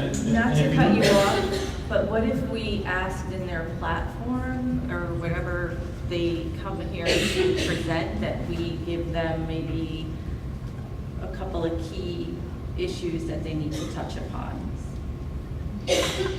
I mean, in what they're going to present? If the presenters, if the interested parties come and they do their speech, right? So they do their speech. So at that time, will that afford the community the ability then to ask them questions? Like, is it grouping that together? Would that be possible? I just don't see, like, you know, why are we changing what we're gonna do? And then what happens in May is that, again, they're gonna present and meet the candidates. So are we doing that because it's just like a one-year appointment and that's the It's not process really- we're gonna follow?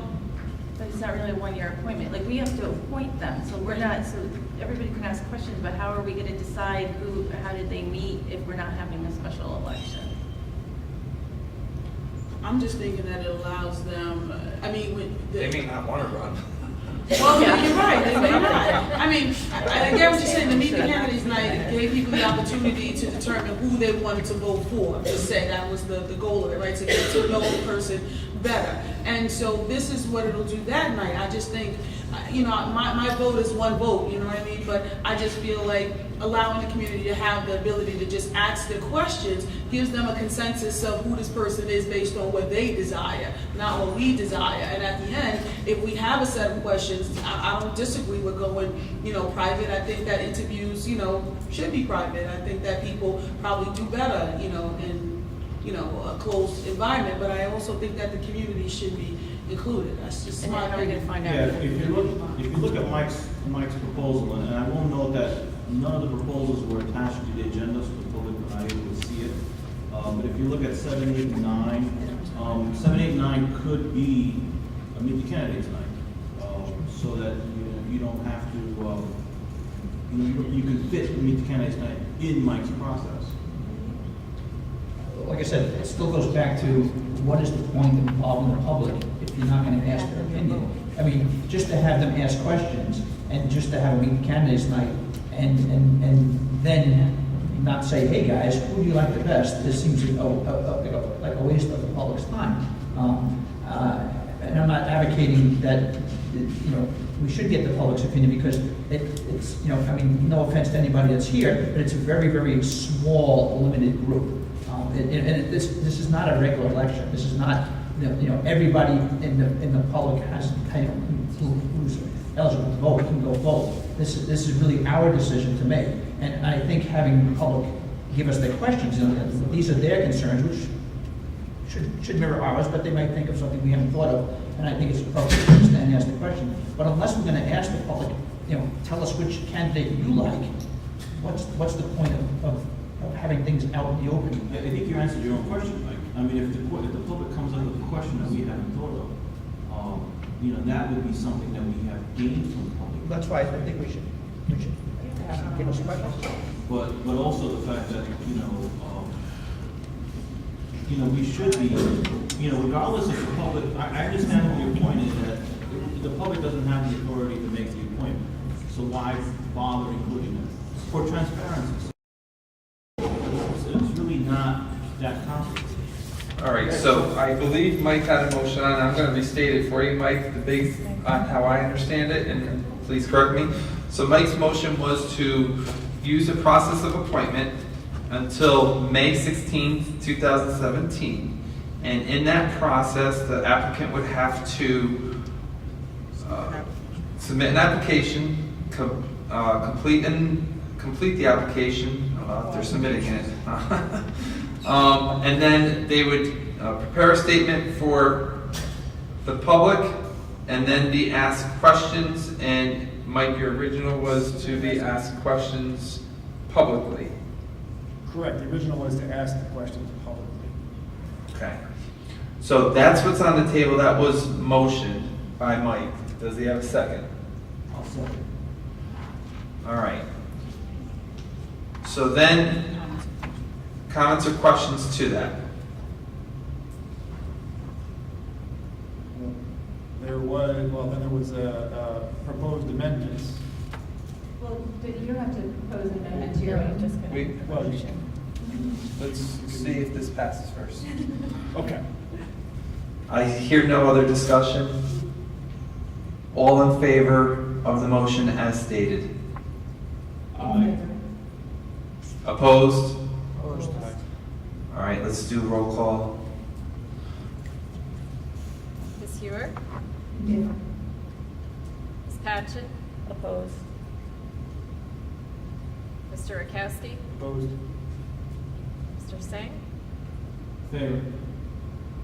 Mr. Zoff? Opposed. Ms. Gadsden? I want both, that's all. I hate when I'm stuck like this. I want both.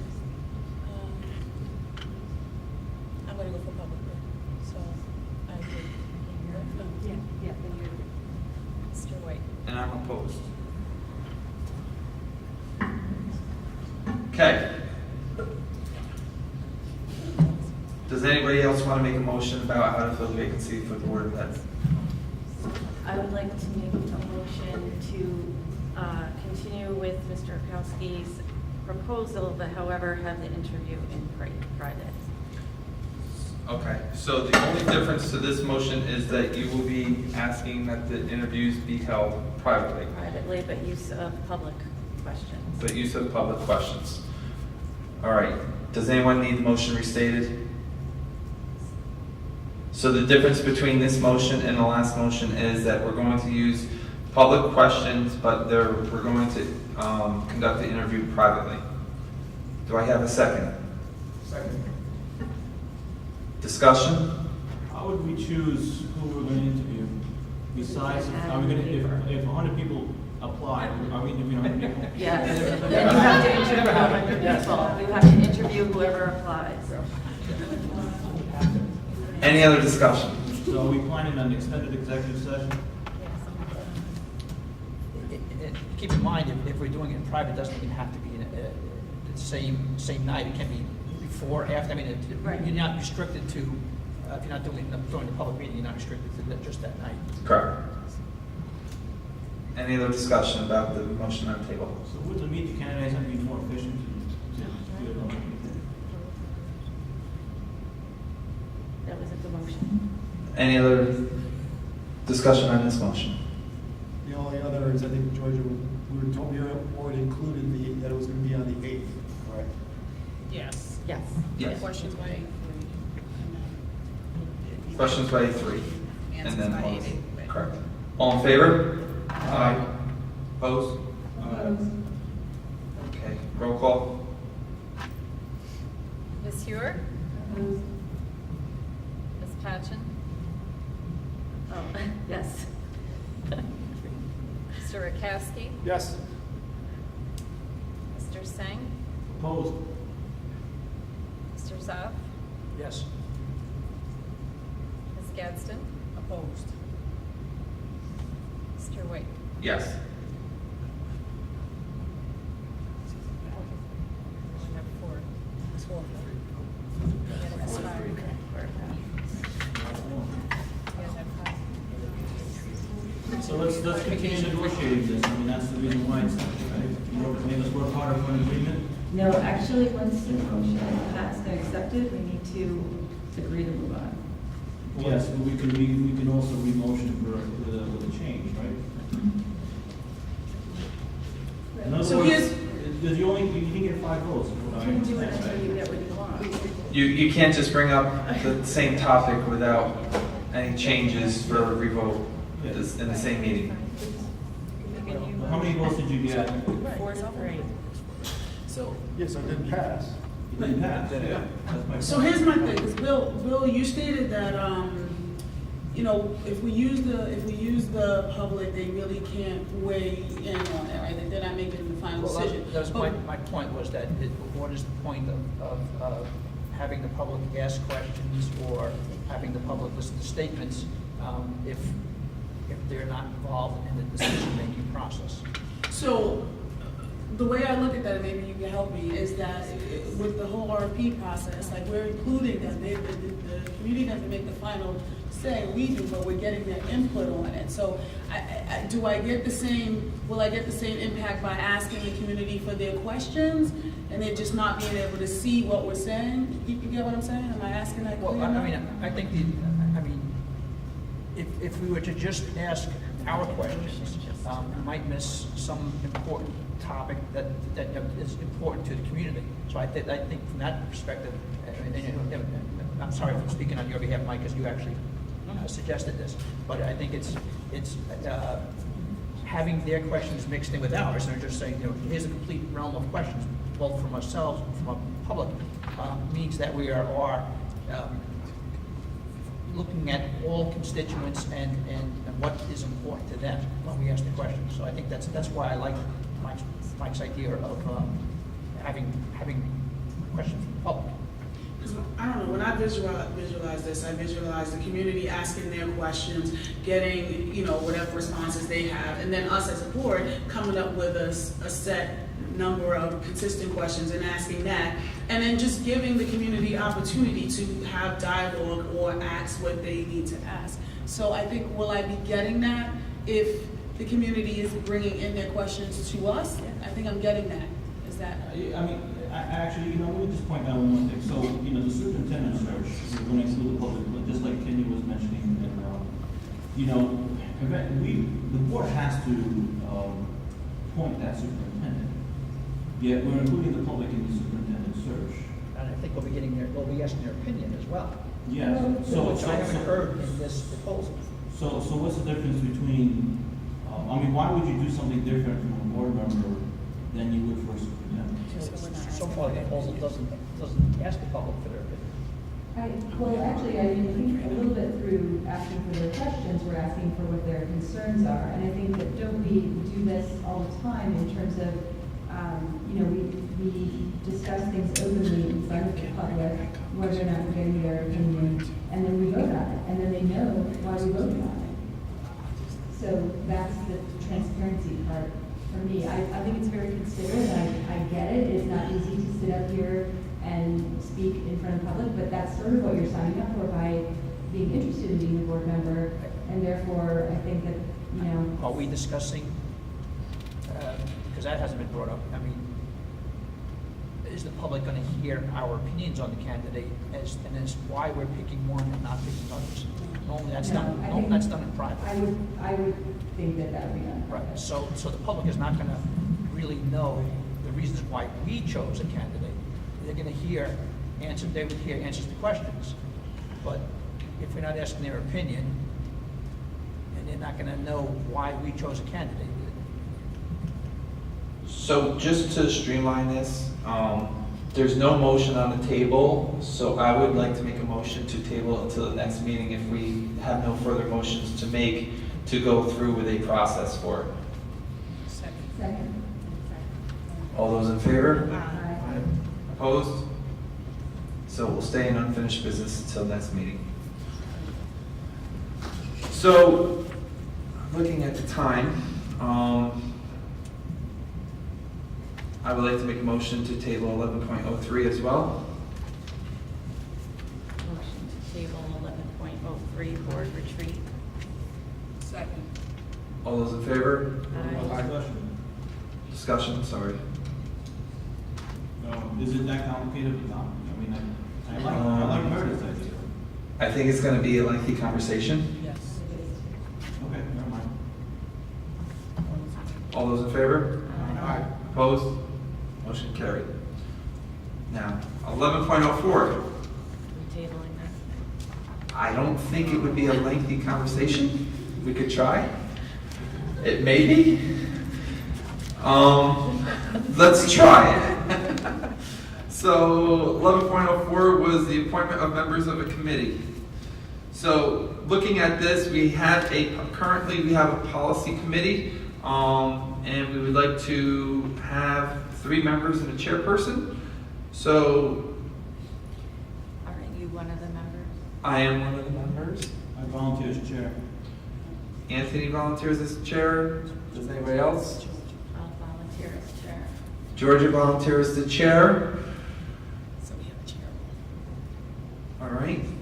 And we would need one other member. Would anybody else like to be on policy? So the members for the policy are going to be Mike, Georgia, Anthony, and myself. Okay, now my inexperience kicks in. For the chair, is it appointment or is it by vote? In the past, it's usually the committee members themselves have decided. The chair would be. Once they have a meeting. Does it have to happen now, or can it happen by the committee? Typically, it happened the way it's happened in the past is, in the past, we had more committees. There are standing committees of the board that we have not filled in a while. But typically what's happened in the past is each of the board members submitted which committees they wanted to be involved in. Like I said, there were more committees than right now you're only looking at one board committee. The policy committee is the only board committee, but we've already done the audit committee. So really we only have 2 board committees, where in the past we had 5. And so, of course, that meant that there was more opportunity for board members to be on committees. So in the past, the board president would ask people what their choices were, and then he would assign members to the committee. And then when the committee's first meeting, they would decide who would be the chair. That's how it worked in the past. So the committee would decide at that first policy meeting? Yeah. Okay. All right, so then we have a board rep that goes to the District Technology Committee. Anybody interested? I would. Anthony? Anybody else? You got it. Health and Wellness Committee, again, a board representative. It's not a board committee, but there's a school committee, and we're looking for a board rep for it. I'm not particularly sure when they meet. We did like 4 o'clock. 4 o'clock? Yeah, it's after school, once a month. All right, you broke policy, but I'll allow it. Thanks for the information. Anybody interested? We'll be able to say, are you healthy? And then someone could say, we are healthy. Anybody interested? Going once, going twice? No buyers. It's gonna stay vacant. Then, and Cecilia, maybe if you give us some input for the district curriculum committee. Is this currently formed? When do you meet? Can you pass it to Mike? This is not a current existing committee. It's one we're looking to form. There's a lot of curriculum work that we need to do. Look through the lens of what curriculum we have in place, how implementation is going, as well as then it become a reviewing and recommending body when we have curriculum decisions that are instructional material purchases that need to come forward to the board. So And we'd be try to meet we'd during be the day. putting together a representation across K-12, so elementary, middle, and high school, as well as the disciplines, administration, and it may be meeting during the day or end of the afternoon. That part isn't set in stone. But know that in the beginning, we'll probably be meeting monthly, and then, continuing at least for the first half of the year on a monthly basis. Is this committee also going to be dealing with more programming at the high school, like for example, computer science elective, business law elective, stuff like that? So what will happen is, this committee, going to ask that we review what we currently have in place in terms of the systems and structures and procedures that we do for the proposal of new courses at high school level, new curriculum that we may need to use, as well as looking at what the impact of implementation is of the curriculum that we're using across the district. And so, yes, it's not going to necessarily select what courses we may need, but it will be the body by which at school level, school leadership teams, within curriculum committee work that happens within departments, it can be the mechanism by which they can put forward proposals, provide a rationale, provide what need it will serve, as well as then what the scope of the work would look like. So is this something that we need to sit on the committee, or that they would come and present at a workshop? So for board reps, the board member could go to the committee and be part of the committee and hear the discussion and then come back and report out on it, or? Well, I'm just thinking if they're doing the work, like they could present, I'm thinking that this could be in line where we used to have an education committee where we used to sometimes meet so they can come and discuss things with us. We would review textbooks. We kind of got away from that committee, and then people would come and present here at a workshop. And so I'm just wondering if it's really to sit on the committee while they're doing this work. It seems like they have certain work to do, but maybe that's something that they need to, or we can help guide after we have our board retreat with questions like what direction we want our district to go in, and maybe have them go from there and then report back to us either at a workshop.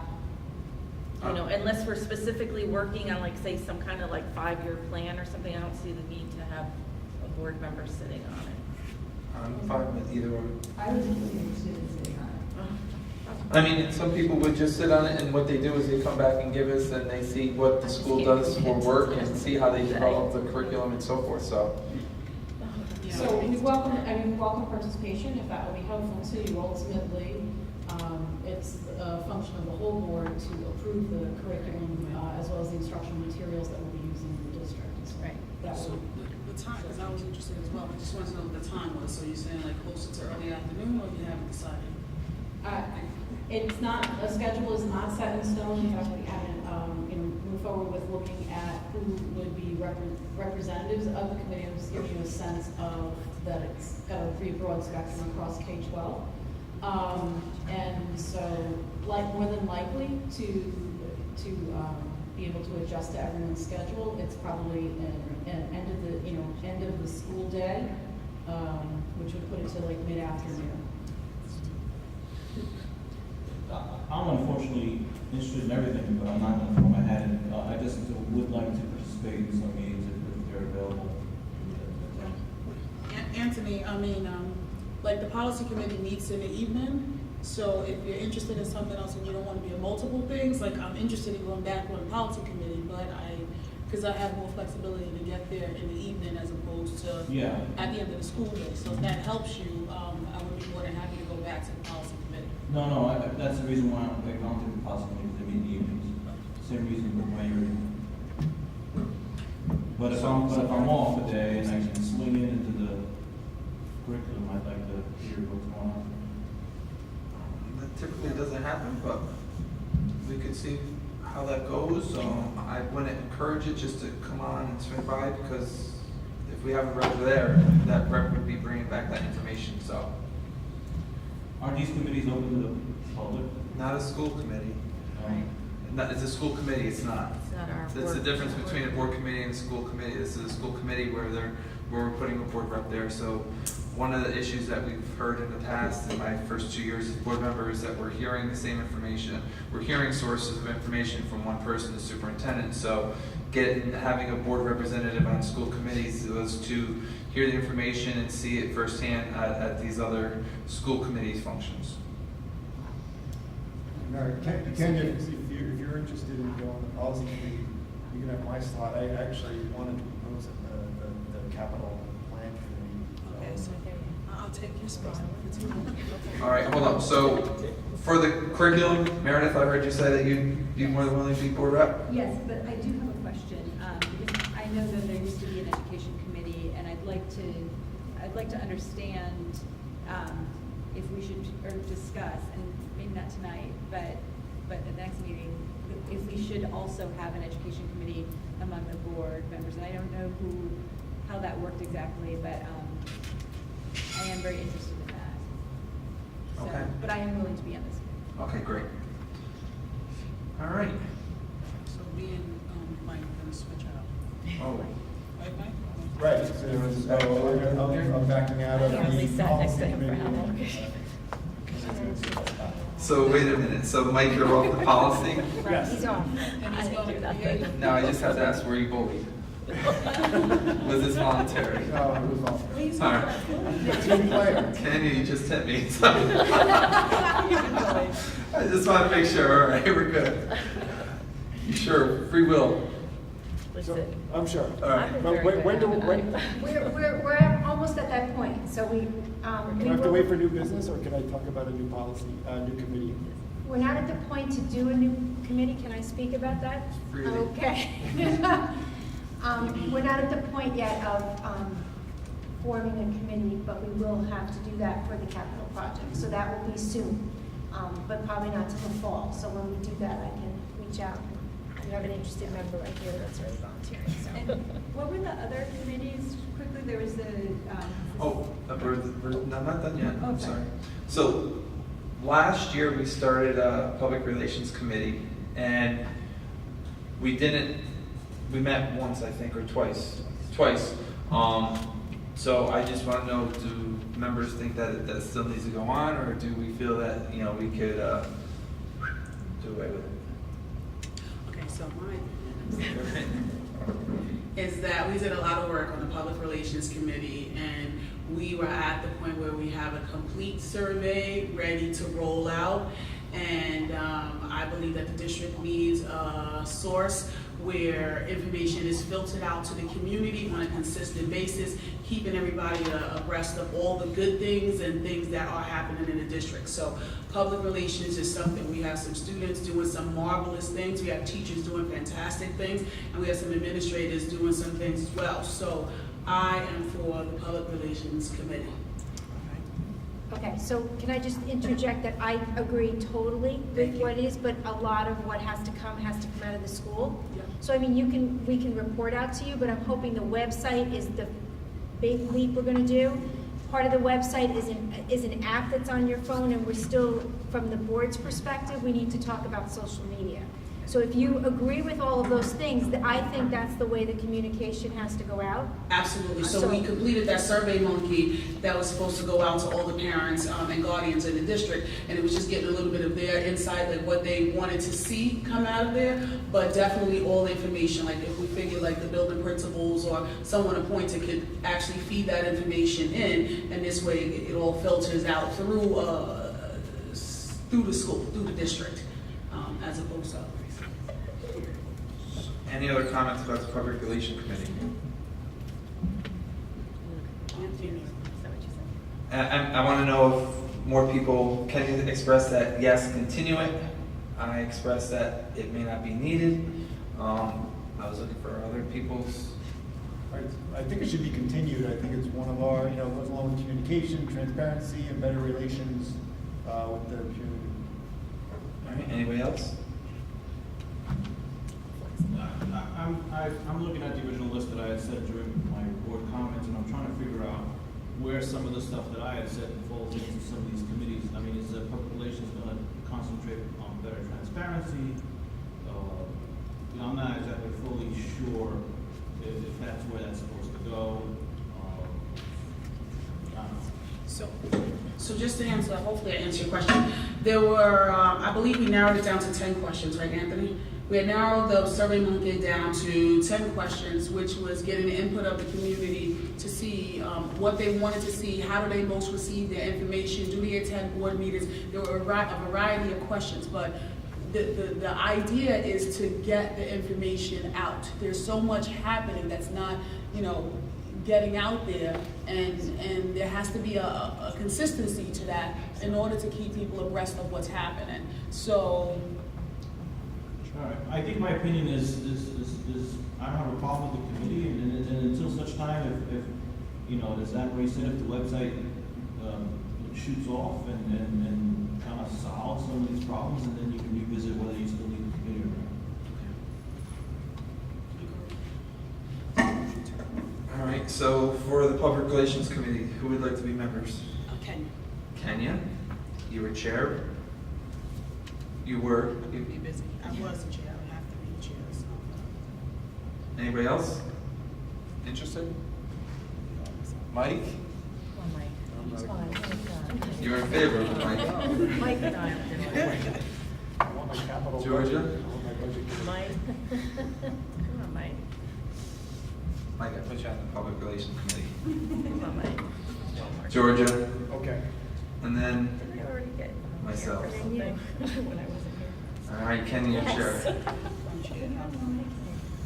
All right. Now, I know that on the agenda, I said that we could bring up new ones. I would ask that we table the new committees until next, if we want to continue working on that board that document, so we can have a better understanding. That would be great.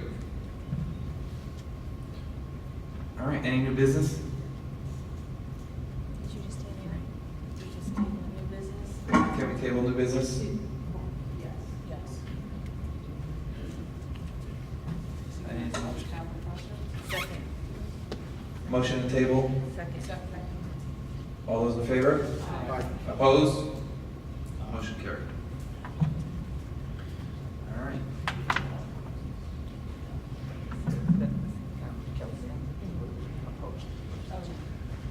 All right. Anthony was opposed? Okay. I can stay.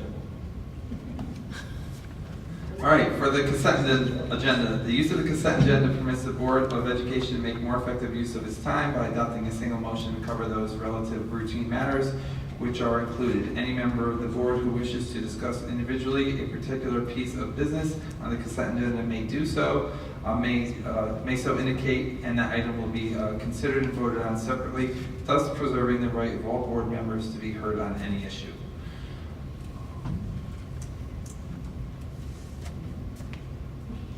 I need a motion to approve the consent agenda, or does any board members want to pull any? Do we need to pull out 1305? I stated the correction before. Okay. To- So it's effectively. But I'm gonna, but How do you want us to read we that? pull it out, and so then we can do it. So 1305 is pulled.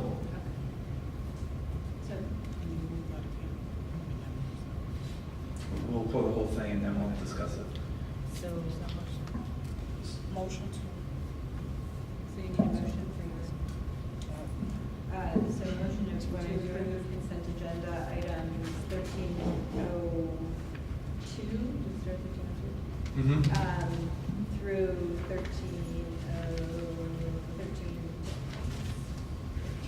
15 minus 1305, is that it? Well, you can. It was 1302 through 130, Could you? Oh, I'm sorry. except for 1305. Except for 1313, except for 1305. Second. All those in favor? Aye. Opposed? We're having the comments and questions. Comments, questions? Just chime in, Bill. I don't need to say, you know. The minutes, there, let me find them, what the minutes. There was a correction needed to that. Which Right, minutes? I think it was the June. Committee for the superintendent? One of them, yeah. Are you talking to 1302? The one from last. The minutes from last. 1302. Do you want to pull it so then we Yes, could? we can discuss it. All right, so It was 1303, you said the minutes from the last meeting, right? Well, there's the previous regular meeting or the reorg?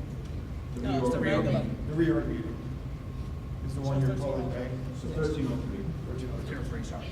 So 1303 and 1305. So the consent agenda minus 1303 and 1305. All in favor? Aye. Opposed? Motion carried. All right, 1303. That's you, Bill. Okay, bring it up now.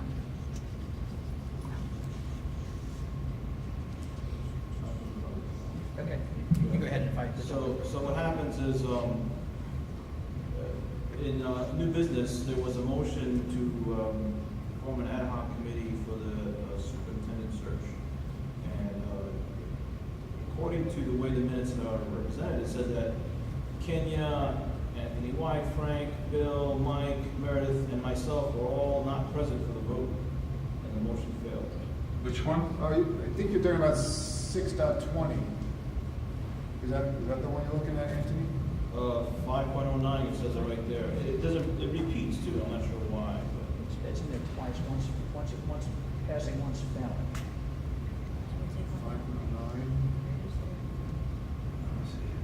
Yeah, 1509, I'm sorry, 5.09 basically says that it failed there, and that we weren't here. I'm not sure who was here. Which page number, if you look at the lower right-hand corner? Oh, I see which one. I don't have a page number. It's 5.09. It's toward, second paragraph toward the bottom, from the bottom. I should. Probably just something that needed to be edited. Word docs as a way of repeating everyone. I'm not, but I'm not listed. So, as far as I know, that motion passed. So the minutes have to be corrected to show that that motion passed. I don't see where it says 5.09. It says motion by Kenya Gaston, second by Anthony Tsang, final resolution, motion failed, not president vote, Kenya, Anthony, Frank, William, Bill. So should you say present or vote instead I of not? think that should just be deleted, actually, because the motion. This shouldn't, it was up previously. Yes, it carried. The But motion- the motion that passed previously was a motion to discuss the superintendent search. And this was a motion to form the ad hoc committee for the superintendent search. All these every time. I believe I made the motion to begin with, and then Anthony said he wanted to be ad hoc, so then I said ad hoc committee, so. Yeah. That's what happened. So is it the first one towards the bottom? See where it Yes, is? I finally see it. Right above 6. Is that the one you're looking at? I see, yes, it's just above 6, where it says, Ms. Gaston offered a motion to create a committee to review the RFPs for the superintendent. Ms. Tang asks for the amendment that it be an ad hoc committee. Ms. Gaston amended her motion by Kenya, seconded by Anthony. The final resolution should be passed, and it should say, A was Kenya, Anthony, Frank should not be there, he was not present for vote. Bill, Mike, Meredith, and Anthony. I can just correct it and you can vote on Yeah. it next time. Okay. Similar on 6.20.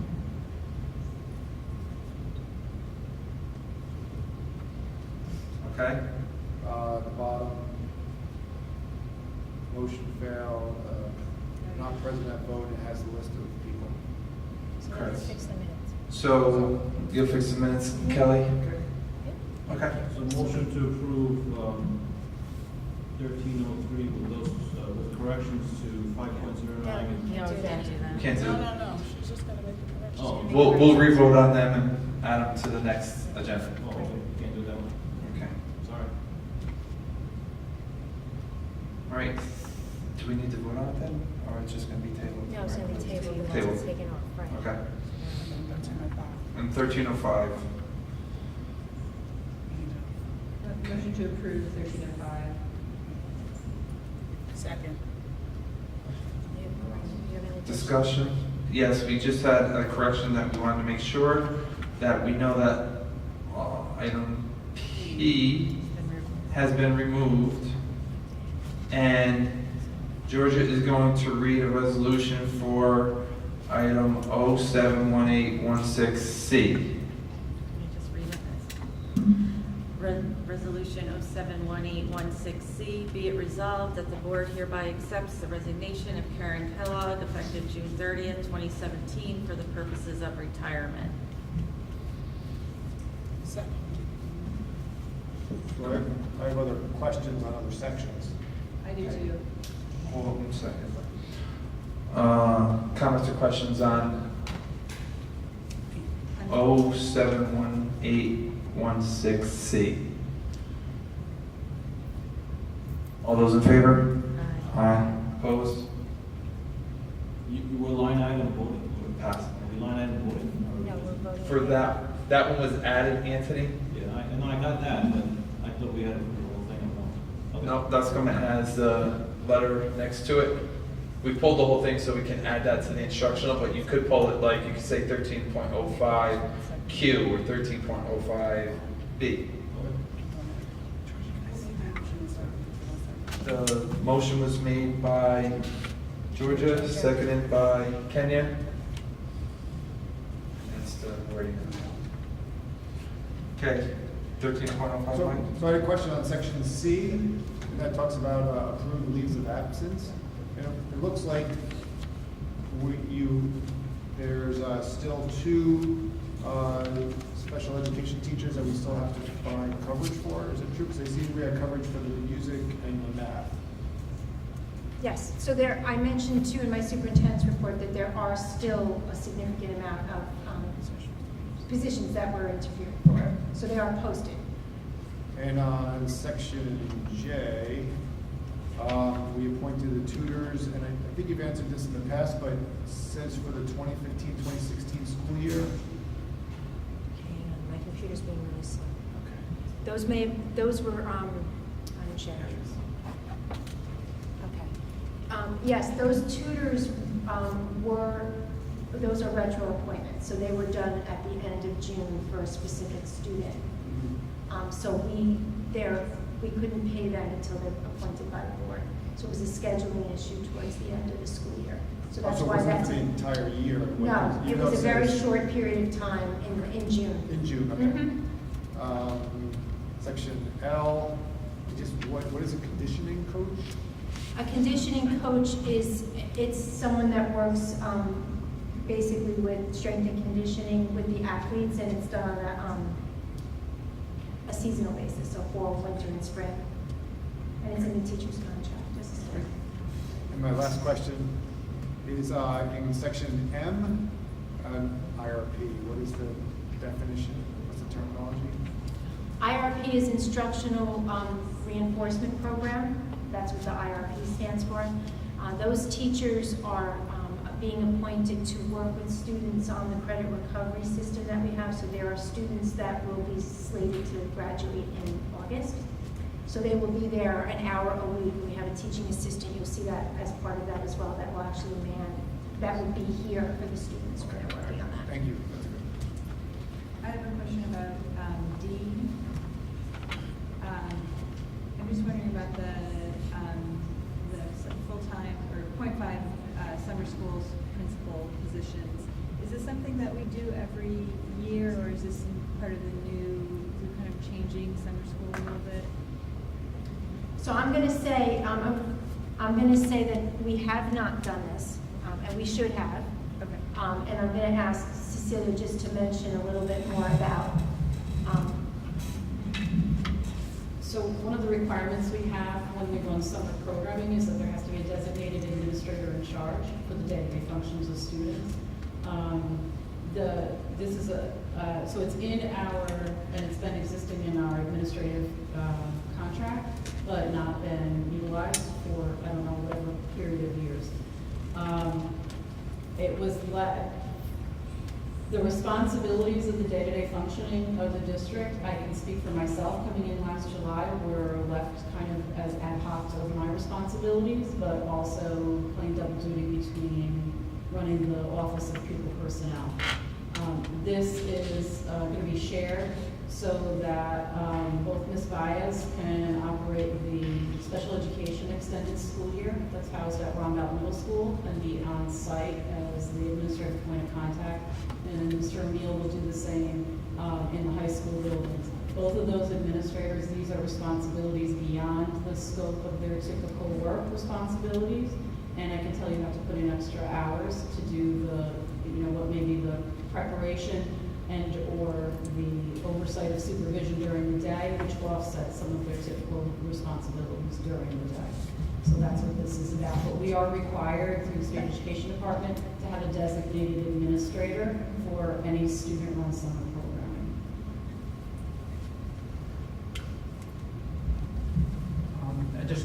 I think to make things clear, especially for the minutes, we already voted on 1305R, correct?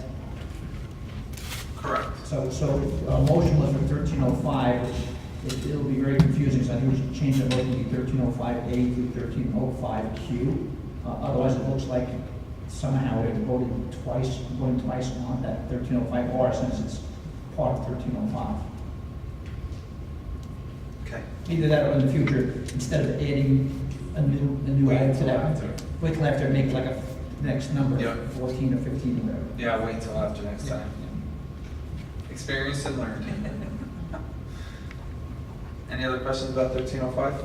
So we should just amend the motion then. It should be 1305A to 1305R, since we already did. I mean, so, 1305Q. So I need a motion to approve 1305A through Q. Motion to approve agenda item 13.05A through Q. Second. All those in favor? Aye. Opposed? Motion carried.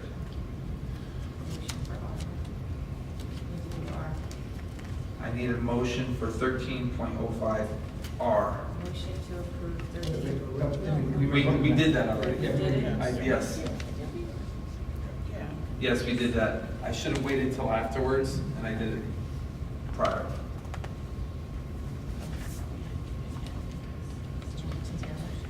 Okay. I need a motion to go to executive session.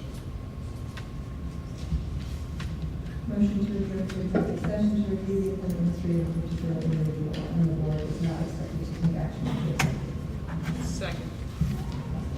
Comments or questions? All those in favor? Aye. Opposed?